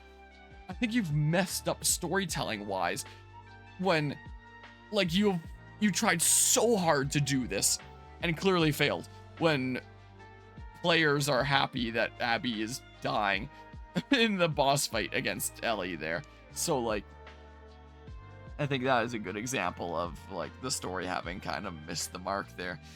And then you see Abby kind of being the one that's willing to take it too far, before Lev is like, no, don't kill their pregnant person in retaliation. And Abby decides to try and be the bigger person and leave that behind her and move on and be like, hey, I better not see you again. So you know, trying to be the bigger person and move on, while Ellie wasn't willing to. And then it's like, okay, well, I guess the story's done. We have our quaint little home with the sheep farm here, just like Joel would have wanted, and we have a happy family. Things are pretty great. Things have worked out, but we still have this trauma that Ellie can't let go of and is still struggling to cope with. So things aren't quite concluded for her, and Tommy has had a bit of a change of heart from being willing to head back, cut their losses. It's been good enough revenge against Abby killing all of her friends, to, hey, they killed Jesse and they did this stuff to me, and they beat the shit out of you, so we have to go after them no matter what. And that's probably what kind of drove him and Maria apart, if I had to guess. And we see him like pushing Ellie to go after them, when it seemed like he was heading out early before to try and protect her so that she didn't have to go out and do it herself, even though he knew that she was going to go out and try to do it herself anyway. And now, like, there's such a stark contrast where, like, he's the one that's pushing her to go risk it all and finish things, and it is a very stark character shift. And I feel like that's another instance where it's like, that's probably the point. But it does also make you wonder, what exactly is this stemming from? Is it the death of Jesse? Is it what happened to him? Does he feel extra wrong now? Like, if he just said, like, the reason why, like, not being able to let her get away with this, doing this to Joel and then doing this to me and doing that to Jesse and all that stuff. If he just said something like that, I don't know. Like, he seemed very, very hell-bent at that point, very suddenly. But, like, I mean, I get it. He got shot in the face, he got arrowed in the leg, and then he took an arrow to the knee, ending his adventuring days. But it's another instance where it's like, I feel it's kind of similar to, like, the carefulness with Joel and Tommy, where there should be an instance showing the reason why they're losing their edge, if that's the reason why they carelessly share names. Where we should see the reason why Tommy now has this motivation that he does, rather than just guessing. I mean, we can guess, like, pretty well. Like, I guess did he know Jesse really well? Would he have been all that upset about that? Would he have been, like, really upset about them beating the shit out of Ellie? Or is he just upset, like, to this extent now because he was the one that was attacked? Like, I don't know, man. I don't know. But, so because we're not really given a specific reason, it does feel a little forced to try and push Ellie out there and have her consider it. Again, like, I just kind of wish that he would say, like, can't forgive her for this one specific thing. Like, what's it stemming from, man? Maybe it's a combination of all those things. Maybe it's really not all that important. Maybe it's because it's 3:20 in the morning and I'm continuing to ramble about this story and thinking about thoughts with it that I've never thought of before. I don't know. But clearly Ellie still wants to get out there on her own anyway. And the story makes clear in a couple instances that Ellie's biggest fear is being alone. I noticed that when I was rewatching season 1 of the show as well, where she's talking to Sam about fears, and she says that that's her biggest fear, is of being alone. And I forget if that's mentioned in part 2 somewhere as well, but I remember it coming up in, like, multiple instances. It's probably in there somewhere. And yet she's willing to risk that because she still can't get over this. Abby has spared her twice now. She's gone and killed all of Abby's friends, but she's still got this trauma about Joel and, like, can't put that behind her and still has to go after Abby. And, like, you as an audience member at that point just want to, like, scream at the screen being like, no, stop. Like, my God, just chill out. Again, with, like, the Nier Replicant example where it's like, you can still kind of get behind Nier and him taking out these enemies that aren't necessarily 100% evil, because you still have, like, the pursuit of saving his sister. Like, there is still something to be gained from it. What is there to be gained from freaking Ellie continuing to go after Abby? Like, maybe you at this point in the story are expected to know that there's nothing to be gained because you see from Abby's perspective that she successfully got her revenge and now she's dealing with life after the fact, where it doesn't necessarily fix things and change things. What does fix and change things is finding a new purpose in Lev, presumably. Again, I feel like the bond wasn't like built up believably enough, but it feels like what the writers were trying to do was to have a parallel where it's like Joel lost his purpose, but he found his purpose in Ellie, and that was the whole situation with like our main character's purpose in part 1, where it's like her purpose was to create a cure, his purpose became to protect her, where Abby's purpose was to take out Joel, and after she did that and found herself lost and like that really didn't solve things, her purpose became looking after Yara and Lev and making her father proud and that dream and stuff like that. Like that was the way to go. So we already see that revenge didn't solve things for Abby, rather finding a new purpose would do it. So you would think with Ellie that like finding that home life, that life that Joel would have liked with the sheep farm and having those that she cares about around her and stuff like that would be that found purpose. But it wasn't, and she still wanted revenge and is still going at it, and it's like, okay, we're still on this. Meanwhile, Abby and Lev managed to find the hints towards there still being some fireflies out there that they can go join up with and have a group again. Ellie heads out to go kill Abby's stall, and we have like that hard segment. We find Abby is already on like the edge of life and would die already if Ellie wasn't there, which is a similar situation to like the whoever the hell died in like the TV station, where Ellie's like, I'm not sure if that's right if they were already dead, like if I wasn't the one that did it, or whatever the heck that conversation was, where this time she cuts Abby down and still wants to fight her. Like it seems at first like she has some mercy for her and takes pity on her, like the state that she's in, and has decided to let her go, but then remembers Joel's death and is like, hey, I'm not gonna let you go. You better fight me or else I'm killing this kid. Which, I don't know, a lot of people felt like was potentially a betrayal of Ellie's character. Like she was willing to go that far just because she couldn't put this behind her. That she would kill a kid and not have any sympathy there.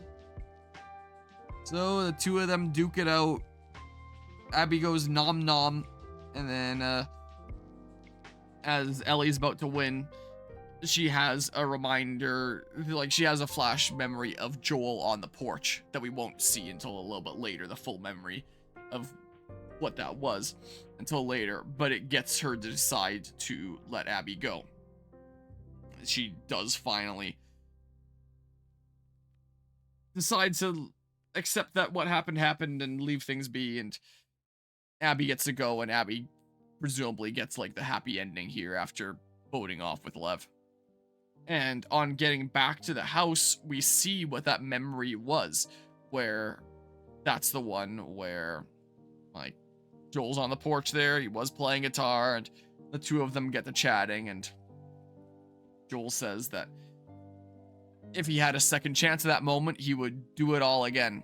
And Ellie says, like, I don't think I can ever forgive you for that, but I think I would like to try. So you see that she's clearly upset with what happened and clearly wishes things could be different. But at the same time also has to accept that the past isn't going to change. That what happened happened and all we can do is move forward. So she doesn't think that she can ever forgive him for that, but she would at least like to try.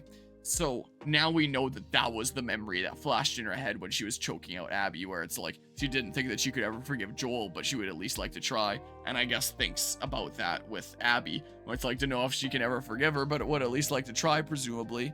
And it's like, oh, that's like kind of symbolic and meaningful. But it's also kind of frustrating if you figure this was a lesson that she already had, if that was however much long ago. Like, she already had this character development. She just remembered that she had that character development right before she kills Abby. So, like, she already had the lesson of accepting that what happened in the past happened in the past. You can't change that.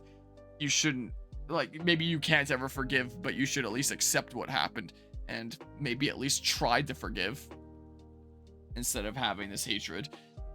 if that's something that she already knew, but she just gets reminded of it at the pivotal moment. It's kind of frustrating, like she happened to remember right then, oh yeah, I had this character development in the past, didn't I? That the audience didn't know up until now.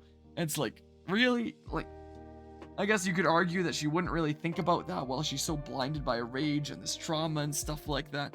But I do find it a little bit frustrating when she would have already had this lesson and only remembers it again later.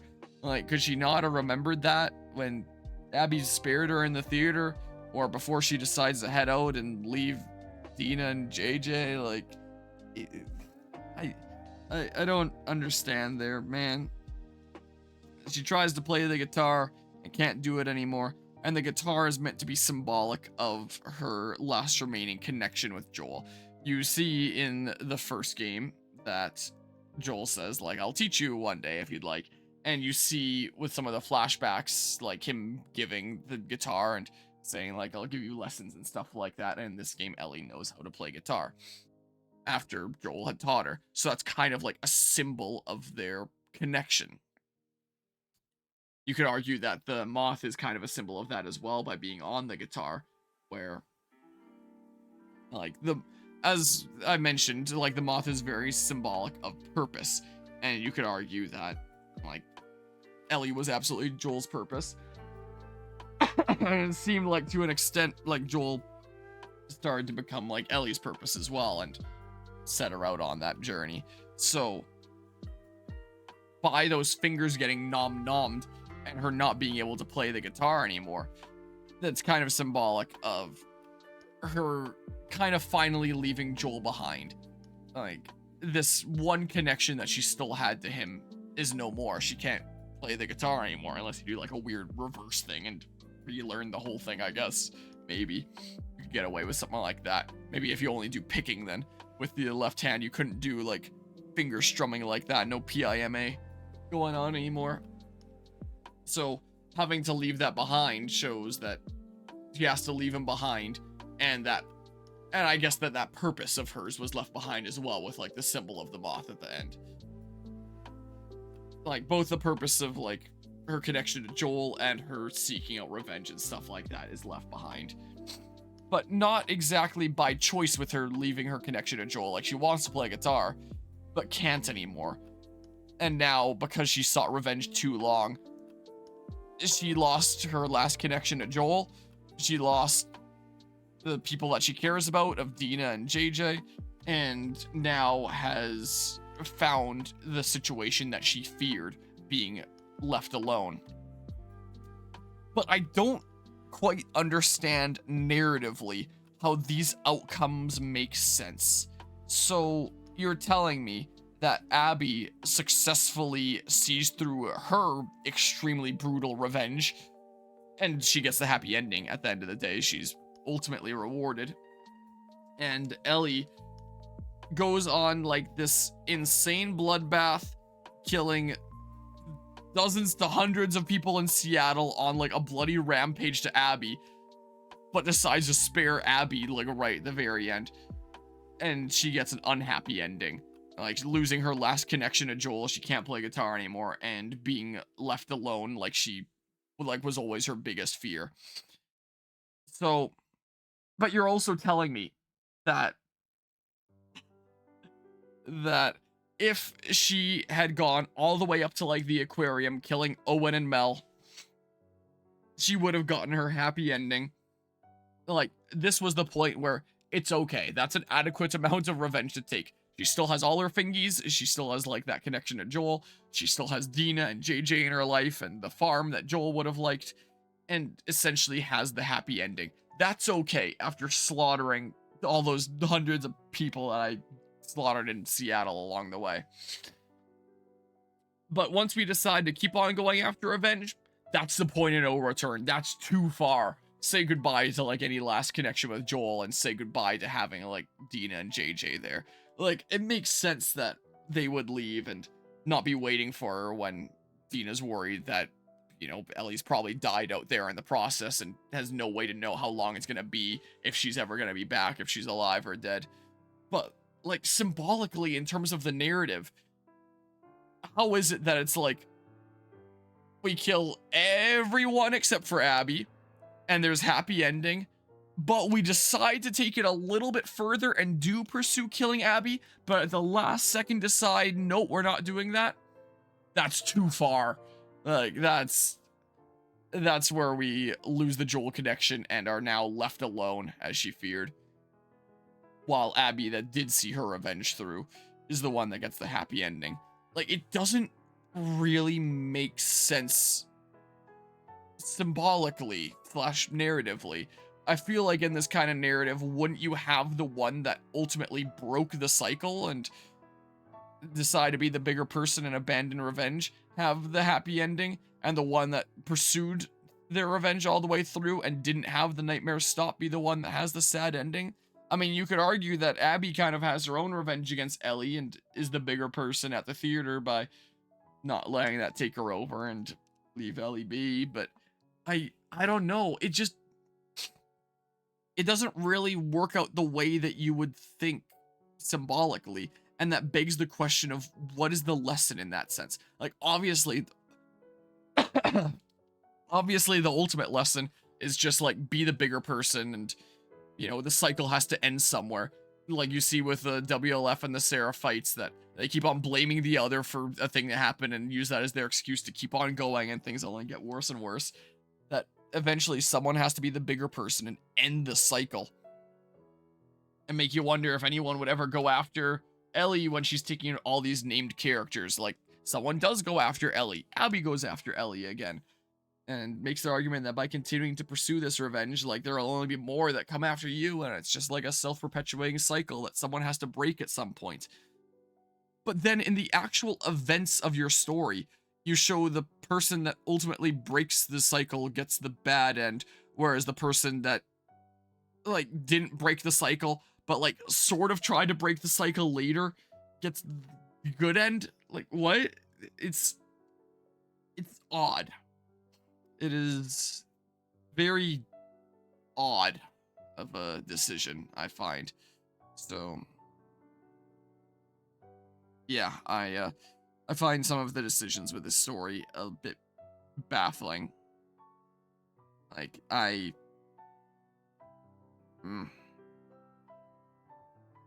And that ties me into talking about episode 6 of season 2, since I haven't talked about that episode yet. So, like I mentioned before, it's kind of half things from the game and half things that are new, original to the show. So, we did a lot of the flashbacks already in episode 1 of the show, and then episode 2 is where the actual events of the game start, so we don't have to do all these flashbacks back later. We do a lot of that in episode 1. Episode 6 is the rest of the flashbacks and new stuff that I feel like really contributed to this story. I feel like it's the best episode of season 6 so far. So, in episode 6, we see a lot of stuff over time, all before the events of the game, all with, like, Joel and Ellie. We see Ellie having given herself a chemical burn on her arm so that she doesn't have to conceal that anymore. I think that there's, like, a really shittily edited bit where Tommy's, like, bringing Ellie up the stairs, and she's on some sort of, like, pain relief drugs, I guess, since she had that chemical burn. And she's supposed to be saying, like, in a little bit of a delusional state, like, whoa, how did you get here? And Tommy's saying, like, you know, don't worry, it's because she's on drugs. Except, if you look at her lips don't actually move. Like, clearly the acting was just her looking like that without actually saying anything, and then Tommy's saying, like, she's on drugs. But then the writer's deciding later, ooh, we actually kind of want her to say something here. So she would have just, like, recorded in a studio or something, I guess, and then they edited that over after the fact. So while she was on drugs, she just does, like, some amazing hardcore ventriloquism because she says this sentence about, like, well, how did you get here? Without her lips moving at all. Like, so that was something that I definitely noticed there, and, you know, talking a little bit about that chemical burn and stuff there. We see the different birthdays over time that Joel is trying to, like, celebrate for Ellie. And we'd see him kind of introducing the guitar like we did have with a scene with the game here. that was lacking with the show before, where he gives her a guitar. Where'd my music go? Oh, just a little bit of an outro is all it is.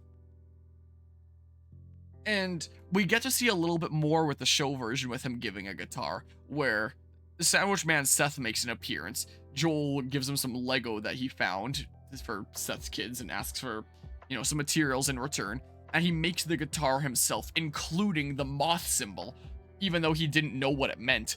And he just saw it in Ellie's drawings and thought like that would be a meaningful kind of thing. And he decided to use a Dremel on it, on the guitar, to inscribe that moth symbol. So there's like this montage with really nice music that I really quite enjoy. I had to watch it a couple times, of him making this guitar to give to her, and gives her that as a birthday present along with some cake, and having this bonding moment. And Ellie asks him to sing, and he starts singing like that full song of whatever, I don't know what it's called, but the one where he's like, if I ever were to lose you, I'd surely lose myself, which is kind of symbolic at this point, because at this point in the story, we know that Ellie is like gone on this journey of revenge where she lost him and she had surely lost herself. So in the game version where it's done early on, it's foreshadowing. In the show version, it's symbolic, where it's like, ah, yeah, I see, kind of thing. And we kind of do like 1 year later, then 1 year later, then 1 year later. We get like the museum scene with like the dinosaur and the spaceship, like that's recreated. They did that whole thing. But then they have like some other ones as well, where Joel's coming in with birthday cake for Ellie for another one of her birthdays, the 17th birthday, and finds that she's getting a little freaky with another lady there that was working on giving her a tattoo on that arm. And they're like smoking some weed as well, and Joel's kind of upset because she's getting up to doing all these like all these teenage problematic kind of things at once, like trying to have sex, getting tattoos, doing drugs. He's a bit surprised that she's getting with a girl and not a guy, and thinks that maybe she's just confused and he doesn't quite understand. And some tension kind of builds between them from that, as he's kind of being like the overprotective parent figure and feels like she's being the irresponsible teenager and stuff. And that's what leads to her wanting to move into the garage rather than have a room in the same house and have her own space, even though Joel's saying like, hey, there's no heat in there. That's not a place that you can realistically stay. But after talking with her, he's like, well, you know, maybe it would be good then for you to have your own space. Like here, like stay here tonight, but I'll help you over the next few days, like get it set up for you to be able to move in there. So in the game, we see Ellie in the garage, but we don't really know why. We know that there's like the tension between them. And in the show version, we see that there's like this kind of typical father-daughter tension between them before even dealing with the whole what he did with the Firefly situation. So we have that expanded on more in the show version, where outside of the Fireflies and, you know, saving her and preventing a cure from being made and stuff like that, there was already some tension with him being overprotective. Like we see a little bit of that with like Seth and stuff in the dance hall in the game, but we don't know if that's Ellie just reacting that way because of like the stuff with the Fireflies and not wanting anything to do with him because of that.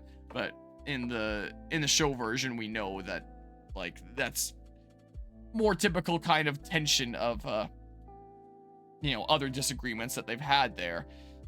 Though it is shown in the show that she does have like doubts about what happened with the Fireflies and feels like he's kind of keeping the truth from her and stuff like that. So I thought that was interesting to show that they had other tension going on, not just the stuff with the Fireflies.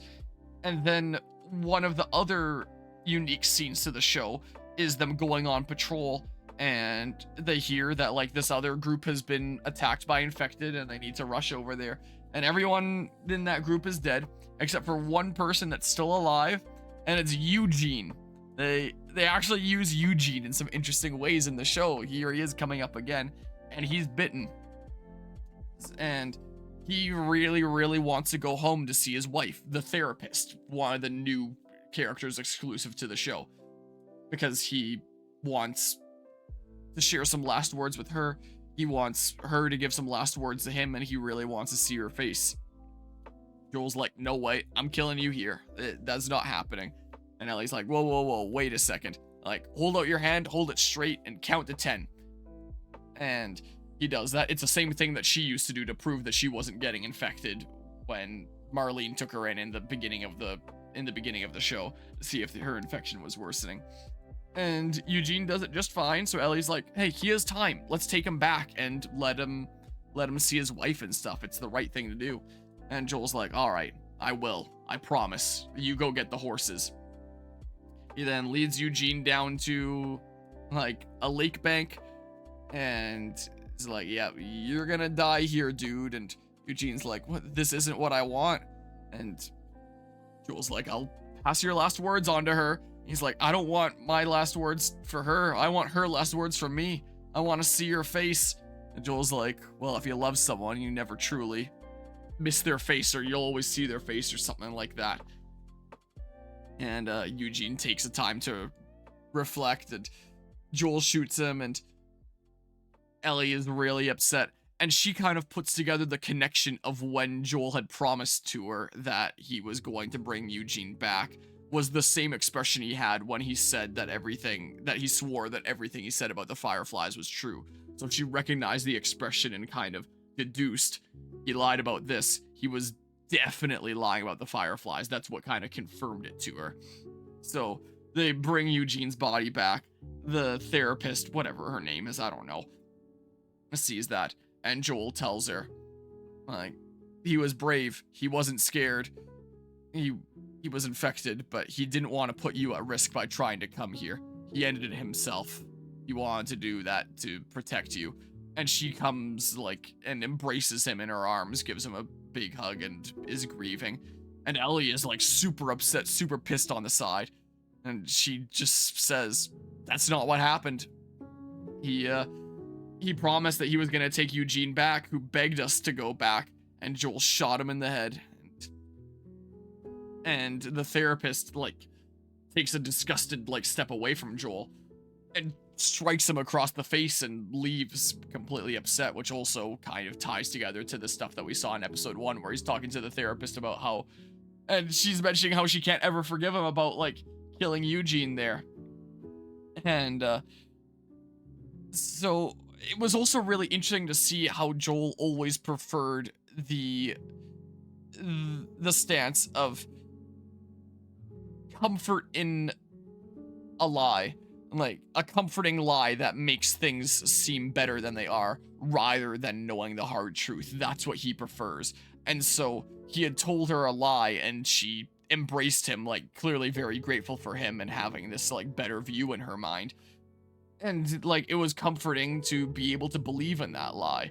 But one could argue that it's better to know the truth, and even though the truth is harder, like, it's the truth, it's what happened and stuff, and Ellie believed a lot more in the truth, whereas Joel shows that his character is very much one that is willing to lie if it results in, like, a more comforting outcome for those involved.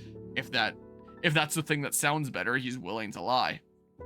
And after the therapist strikes him and walks off, Ellie looks at him sternly and says, "You swore." Clearly talking about the stuff with the Fireflies and not just the stuff with Eugene there. So I thought that was an interesting way to handle that. And then we go back to the dance hall scene, but this time we do it from Joel's perspective. We already had the dance hall scene earlier in the show from Ellie's perspective, like the way we had it in the game here towards the end.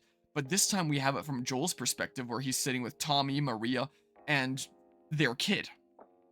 And, like, he's keeping an eye on his sort of kid, Ellie. But, like, here he is with his brother and his family, and, like, clearly they have something going on with family there, I guess, is maybe what they're trying to say. And Maria's letting him know, like, hey, your family, sorry about that stuff that I said about, you know, you used to be a refugee the other day and all that. Know that I'm here to support you and stuff like that.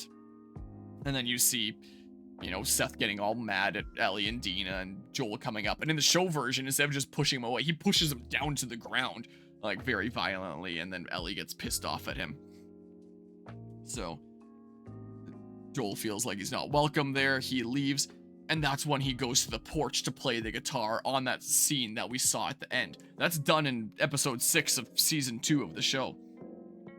So in the game version, we had Ellie go all the way to Salt Lake City and happened to find a tape recording documenting exactly what happened, which I guess is another super big convenience you can add to the tally. Whereas in the show version, kind of like Abby figuring it out with Joel's identity rather than just, you know, random bullshit happening. In the show, Ellie figures out what happened, that it was a lie, from, like, you know, things not quite adding up, and Joel's tells and lying about Eugene and having the same expression, and figures out that he had lied about that rather than going and finding a recording that exactly spells it out. And so that scene both does what it did in the game here, but it also serves as the Salt Lake City scene where she finds out the truth, kind of bundled into one. And I feel like it's actually done really well and better than I saw in the game here. So we do still have like a lot of lines that are kind of one for one, where it's like, what are you drinking? Coffee. Where do you get it? Those people that were passing by, I'm a little embarrassed about what I had to trade for it. Like, some of those are still one for one. And then like the whole thing about like, yeah, I had Seth handled, and I don't want to hear shit about you taking me off patrols again, or talking to Jesse about my patrols with the game version. Like, we still have that. That's pretty one for one. But in the show version, after Ellie's like, you're such an asshole, and she starts to confront him about what truly happened that day. She said, like, it's the same fucking expression when you lied to me. Like, tell me the truth or we're done. Were there other immune people? And you see Joel like starting to get like teary-eyed and like start turning his head like he's preparing to shake it, but like he has a second thought, like he's unsure if he's gonna shake it, but then decides to tell the truth, and he can't speak and he just shakes his head. Were there raiders there? And he just shakes his head. And she asks, did you? He goes, and Marlene? And like just kind of communicating like that. And you know, he tells her that one last thing, she asks, could they have made a cure? And he takes a moment and he nods, and you know, she's really torn apart. And he says making a cure would have killed you, so did what he had to there. And Ellie's like, well, then I was supposed to die there. That was my purpose, and you took that from me. Again, another kind of symbol with like the moth that comes up a few times in episode 6 there. Both with like Joel putting it onto the guitar. He doesn't really know what it means, and he asks Ellie about it, who doesn't answer him. It's just saying that it's like something to do with dreams. He asks the therapist, and Joel says that he thinks that it symbolizes change, and the therapist is like, nope, that would be a butterfly. What the moth represents is death, if you believe in it. So with the moth representing both purpose and death, you could argue that with the whole theme of part 2, there's both a connection with like purpose and death, where it's like there was Ellie's purpose in seeking revenge for the death of Joel and stuff like that. So by having the moth represent both purpose and death, it makes a lot of sense there. So anyway, just remembered that I needed to mention that bit since I forgot it before. So when Ellie says like, that was my purpose and you took that from me, that's when Joel says like, well, if I had a second chance at that moment. Interesting change with the show, they decided to leave out the word like, if the Lord gave me a second chance at that moment. So I guess in the game version he's religious, and in the show version he isn't. Says if I had a second chance at that moment, I would do it all again. And that's when in the game version, Ellie's like, I don't think I can forgive you, but I think I'd like to try. In the show version, it goes a bit differently. One of my complaints with this is that Joel never really defends himself. Like, with the original game, there was nuance where it's like, hey, there's kind of a trolley problem here. And sure, like, you know, clearly Joel's like, you know, doing something majorly wrong here and, you know, altering the course of the future. But you can still sympathize with him, and it's not like the Fireflies were like absolute angels themselves either. They're not even asking Ellie's permission, and they're trying to kill her here. And there was some nuance, like you can take sides here and make arguments for both. Whereas Last of Us Part 2 felt like it just kind of made out Joel to be like an irredeemable monster where there wasn't any reason for him to do what he did. He did it because he was selfish and like he was looking out for himself and his own interests over the fate of others. And it feels very much like this game kind of villainizes him in that sense. He never stands up for himself, not even against Abby in the game or the show, being like, hey, sorry about what happened, but I did what I had to because someone I cared about was being threatened. So do whatever you have to do. Like, something like that would have been fitting for him to say to Abby, but he doesn't say anything like that. In the show version, we actually see him defend himself a little bit, where after he says that he would do it all over again, Ellie turns to him and says, because you're selfish. And he looks at her and he says, because I love you. And like with amazing acting, like holy crap, Pedro Pascal, like the emotion there. And saying like, because I love you in a way that you may never know. And the following lines drew parallels to an interesting thing that they did at the beginning of the episode. So the beginning of this episode actually goes like way into the past to show Joel and Tommy as kids and their dad coming home. Where like clearly Tommy had did something wrong and Tommy's like, he's gonna hit me with the bat again. And Joel's like, no, he won't. I won't let him. I'll say that I did it. Like, you just go up to your room. And their dad gets home and he's a police officer. He's in an officer's uniform. I don't know if the game's ever mentioned that, but their dad is a police officer that sits down with Joel and, or like, he stands up at first, towering over him and says, you know, I gotta be back on patrol in 30 minutes, so make it quick. What happened? And Joel says, well, I was trying to buy some drugs and these guys ripped me off and then it escalated into a fight. And his dad is like, really? That's a story you're going with? I'd say it was Tommy that was trying to buy those drugs and got ripped off, and you came in and clobbered the kid after, like, things escalated and a fight broke out or whatever the heck. And Joel's like, no, that didn't happen. And his father's like, really? I questioned the kid. I was already there. I know what happened. I know you're lying to me. And, like, another instance of he lied to protect those he cares about and to have, like, you know, a more comforting kind of outcome there. And Joel says, I won't let you hurt him, referring to Tommy. So his dad goes to the fridge, he gets a couple beers, he puts one down in front of Joel and opens it, and has one in front of himself that he opens up. And this time he sits down, kind of being at like the same level as Joel, as opposed to towering above him. And he tells him a story about how once he had stolen a candy bar or something like that from a convenience store. And then when his father had found out about that, he forced him to go back, apologize to the cashier in person, and then on the drive home, all of a sudden before getting out of the car, wham, a punch to the jaw there that, like, dislocated it, like, stuff was broken there, he was bleeding profusely, and it was, like, a massive mark of shame, and, like, that his mother thought that he was dead, like, just, you know, this very brutal kind of description. And Joel says, like, well, if you already know that, then why? Like, why would you be beating me and Tommy in that sense? And his father says, that's not why I'm telling you this story. Like, I know that I hate you guys, and sometimes I go too far. I'd never do something like my dad did. Like, at least I'm doing a little bit better than him. I'm trying here. And he says, and I hope that one day you'll do a little better than me. And he has tears in his eyes, and he gets up and pats Joel on the shoulder, and you see on his hand, like, the very watch that Joel wears, like that symbolic broken watch and stuff.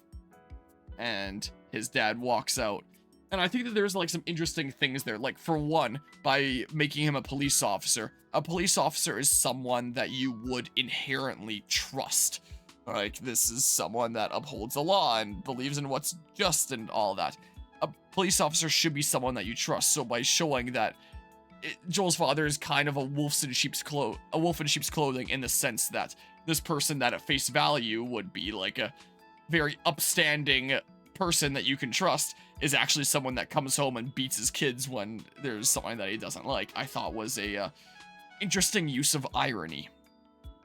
And then, you know, we also see like Joel's tendency to lie to protect those, or and have outcomes that he prefers and stuff like that I thought was interesting. And then the whole, like, you know, I hope you'll do a little better than me. So coming back to the scene with Joel and Ellie there, where he says, because I love you, in a way that you might never know. And he says, like, but if you ever do, and you have one of your own one day, then I hope you'll do a little better than me.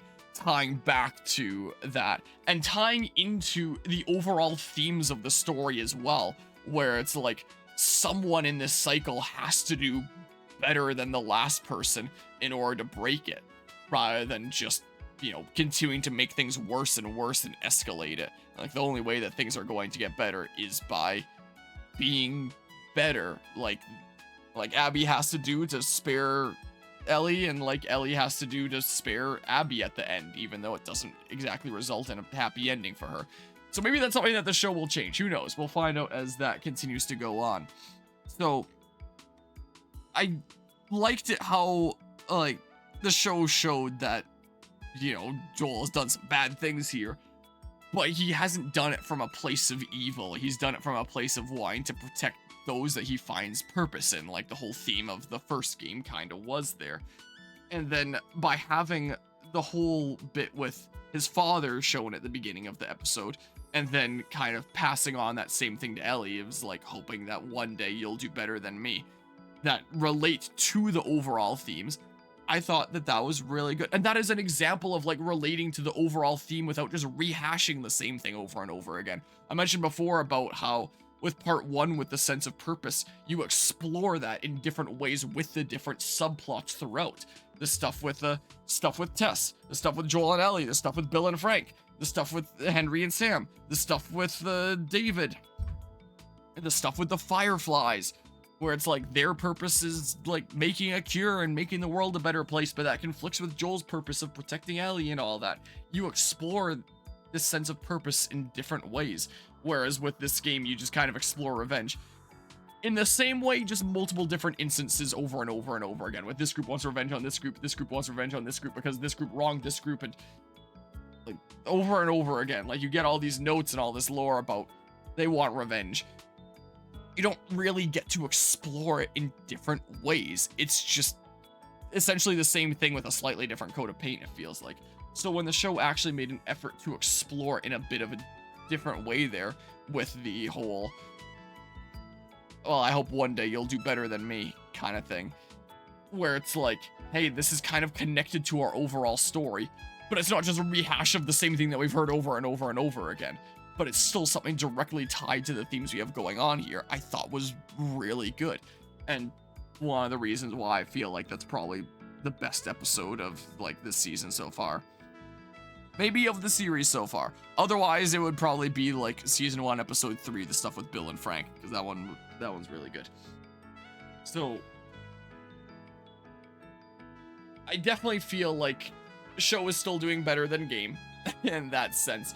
It seems like they are taking the time to, you know, do a little bit of sprucing up around the edges here. And I am liking it more so far. Like I mentioned before, I do have some complaints. Like some of the scenes that are right straight from the game, like the stuff with Ellie and Nora, felt, you know, really not so great in the show version, and right parodied off of this, but not having quite the same effect. Ellie and Dina going to Seattle and it feeling more like a fun little field trip outing rather than like a super serious trek for revenge. Like, there are complaints that I have with the show for sure, but it does seem like a lot of issues with the game they are trying to remedy here. So I quite like the way that that was delivered in that episode. Really got me in the feels when Joel was saying, because I love you, and breaking down and talking about all this. Like, that was pretty good.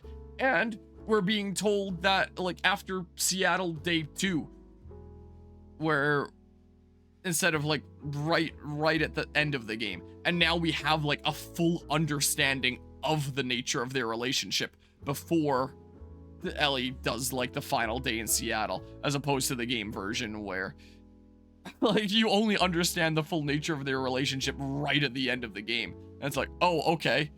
Like, I don't know why that couldn't have been shared earlier. I guess just to have like a meaningful ending cutscene here with these characters that we care about or something. and to show that like the guitar is symbolic of their connection or something. I don't know, man.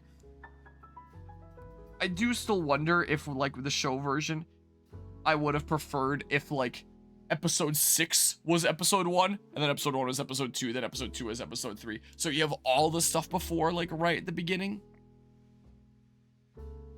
But like I mentioned before, I feel like since we do have like an entire episode before the events of the game that do explore the nature of their relationship without giving you all the answers immediately, it does not leave me as a member of the audience guessing, huh, is there something going on here that isn't quite revenge like the way the game misled me? Like, I feel like that's at least clear enough with the show version.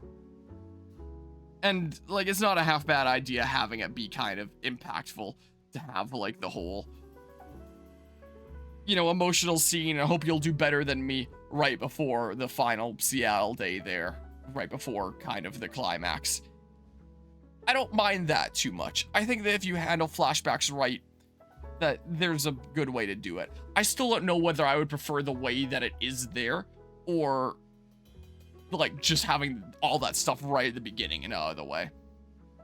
But I definitely prefer what's going on there, or that potential alternative, over the game version where it's done like right at the end.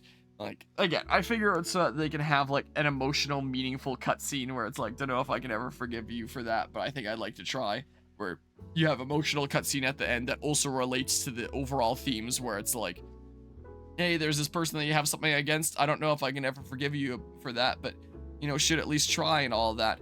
So that's kind of like the ending note of the game, essentially, where it's like, at least accept and at least try and stuff like that. So it's meaningful in that sense. But when the actual nature of their relationship is such a mystery up to this point, it's like, I don't know, man. I don't know. I do think that this game does tell a really meaningful story about how, while everyone around you can just seem like strangers, or like this person that just wronged you in this way, everyone has their own stories, their own motivations, their own reasons for doing what they did, and their own lives outside of it, and people that they care about and care about them. Like, it very much tells a story of humanizing others around you, even if you don't really know them. A story about being able to accept what happened, even if it's hard. Can't change the past, but you may as well accept what happened, because that's not changing, and you have to find a way to move forward. Like, I think that there are meaningful things that this game is doing, and that they try to tell a meaningful story here. But trying and doing, I think, are different, and while this game has some really impactful and meaningful themes, I think it's told in just such a shit way, honestly. And like, there's a lot of conveniences, a lot of hiccups that kind of hold it back from being able to tell the story that clearly they were trying to tell. Clearly they were cooking up something like really meaningful and really quite special here, I think. But they told it in the way that they did here, which is not a great way. Again, it feels like the show is like trying to really fix up this like broken story a decent bit. But I do think that it has its own issues, and I do think that there are some issues just with the story inherently. I can't wait for episode 7 to come out next week and end on that cliffhanger, potentially. And then we gotta wait like a year for season 3, and then we got all of Abby's unrelated story to get back to the climax that we all actually care about. Like, there are some inherent just storytelling flaws here with like the whole up and down and all around kind of thing that it does to what should be the simple introduction, inciting event, rising action, climax, falling action, conclusion. All this overcomplication and all these flashbacks and all this back and forth, both in time, back and forth, the flashback and regular time stuff here, and back and forth across characters, makes it really hard to follow without having the subplots that explore the overall theme in different ways, and just having these levels that slowly bring you up to the thing that you actually care about. Just leaves most of this game feeling like it's a nothing burger. And leading players to believe that the story's like going a certain way when it's not in a good way, with the whole like thinking that there's something more than just revenge going on here when it isn't, just so that you can save like your impactful scenes for later, when it's like, oh, that just, okay, well, that made me think that something else was going on here, but it wasn't. It just kind of leaves it feeling like, yeah, I don't know. When I played through this casually with family and like I beat it, I was very much like, wow, you know, I think that that was pretty impactful and there was some very meaningful stuff there. But I had like a bit of a sour taste in my mouth, and I was like, yeah, I'm not 100% sure about that.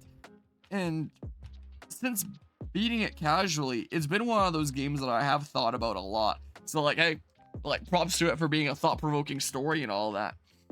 But I've been like thinking about it in terms of like storytelling format and how they told this story, and it has some meaningful themes. There's some meaningful stuff going on here. It's just, you have to do some decent work to sift it out when it's being told like this to be able to follow it. And it feels like Xenoblade 3, like I keep on saying that, in the sense that when you dig for like the reasons behind these things happening, it feels like it's just whatever reason they could come up with to lead to the thing that they want it to lead to. It doesn't, like, this is what I said about Xenoblade 3, is it doesn't feel like a story should, and that character actions lead to certain outcomes. Rather, certain outcomes are decided. These things are happening, and we're gonna determine like character actions and events going on in whatever way that we need to lead up to this. Like, the storytelling is backwards in terms of the way that you're writing it. Like, it should feel like the way that things are going are a natural progression of the characters' actions, decisions, and the world around them, instead of feeling like the writers had this really cool idea for something they wanted to do, and they're gonna come up with whatever bullshit they need to come up with for it to happen. Like, Abby meeting Joel and Tommy in the way that she did, and them being really dumb and sharing their names, going down to ground zero because that's the place that it's like a box of medical supplies that we need. You know, so much stuff like that. It's, yeah. Look, the prophecy came true after all. 4 a.m. stream.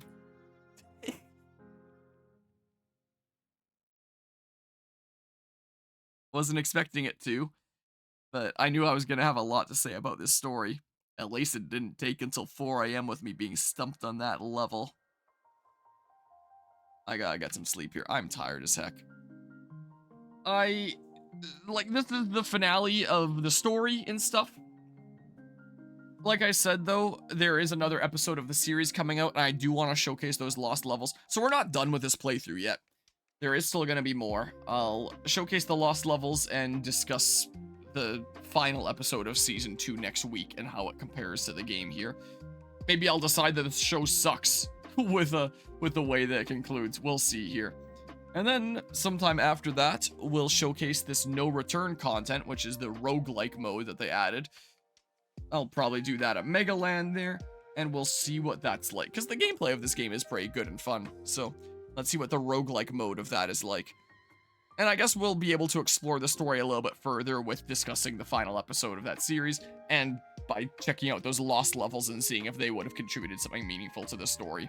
So our story is pretty much done, but also like sort of not. We'll explore a little bit more lightly here.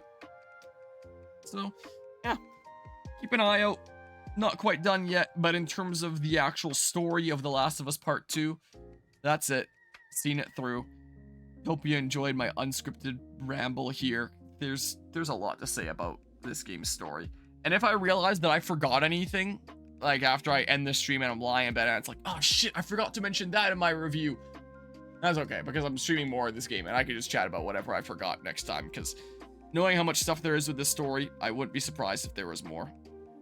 And honestly, like, I kept on thinking that this game was like such a mixed bag, but the more I talked about it in this impromptu review and the more I thought about it, the more I started feeling like, wow, this is worse and worse the more that I think about it. Like, it's like Xenoblade 3 in that sense as well, where it's like you play through it casually and it's like, wow, That was pretty great for the most part. But then you think about it more and more, and it's like, oh, that wasn't that good, was it? Anyway. I'm going to bed. It's late. Until next time, take care and see ya.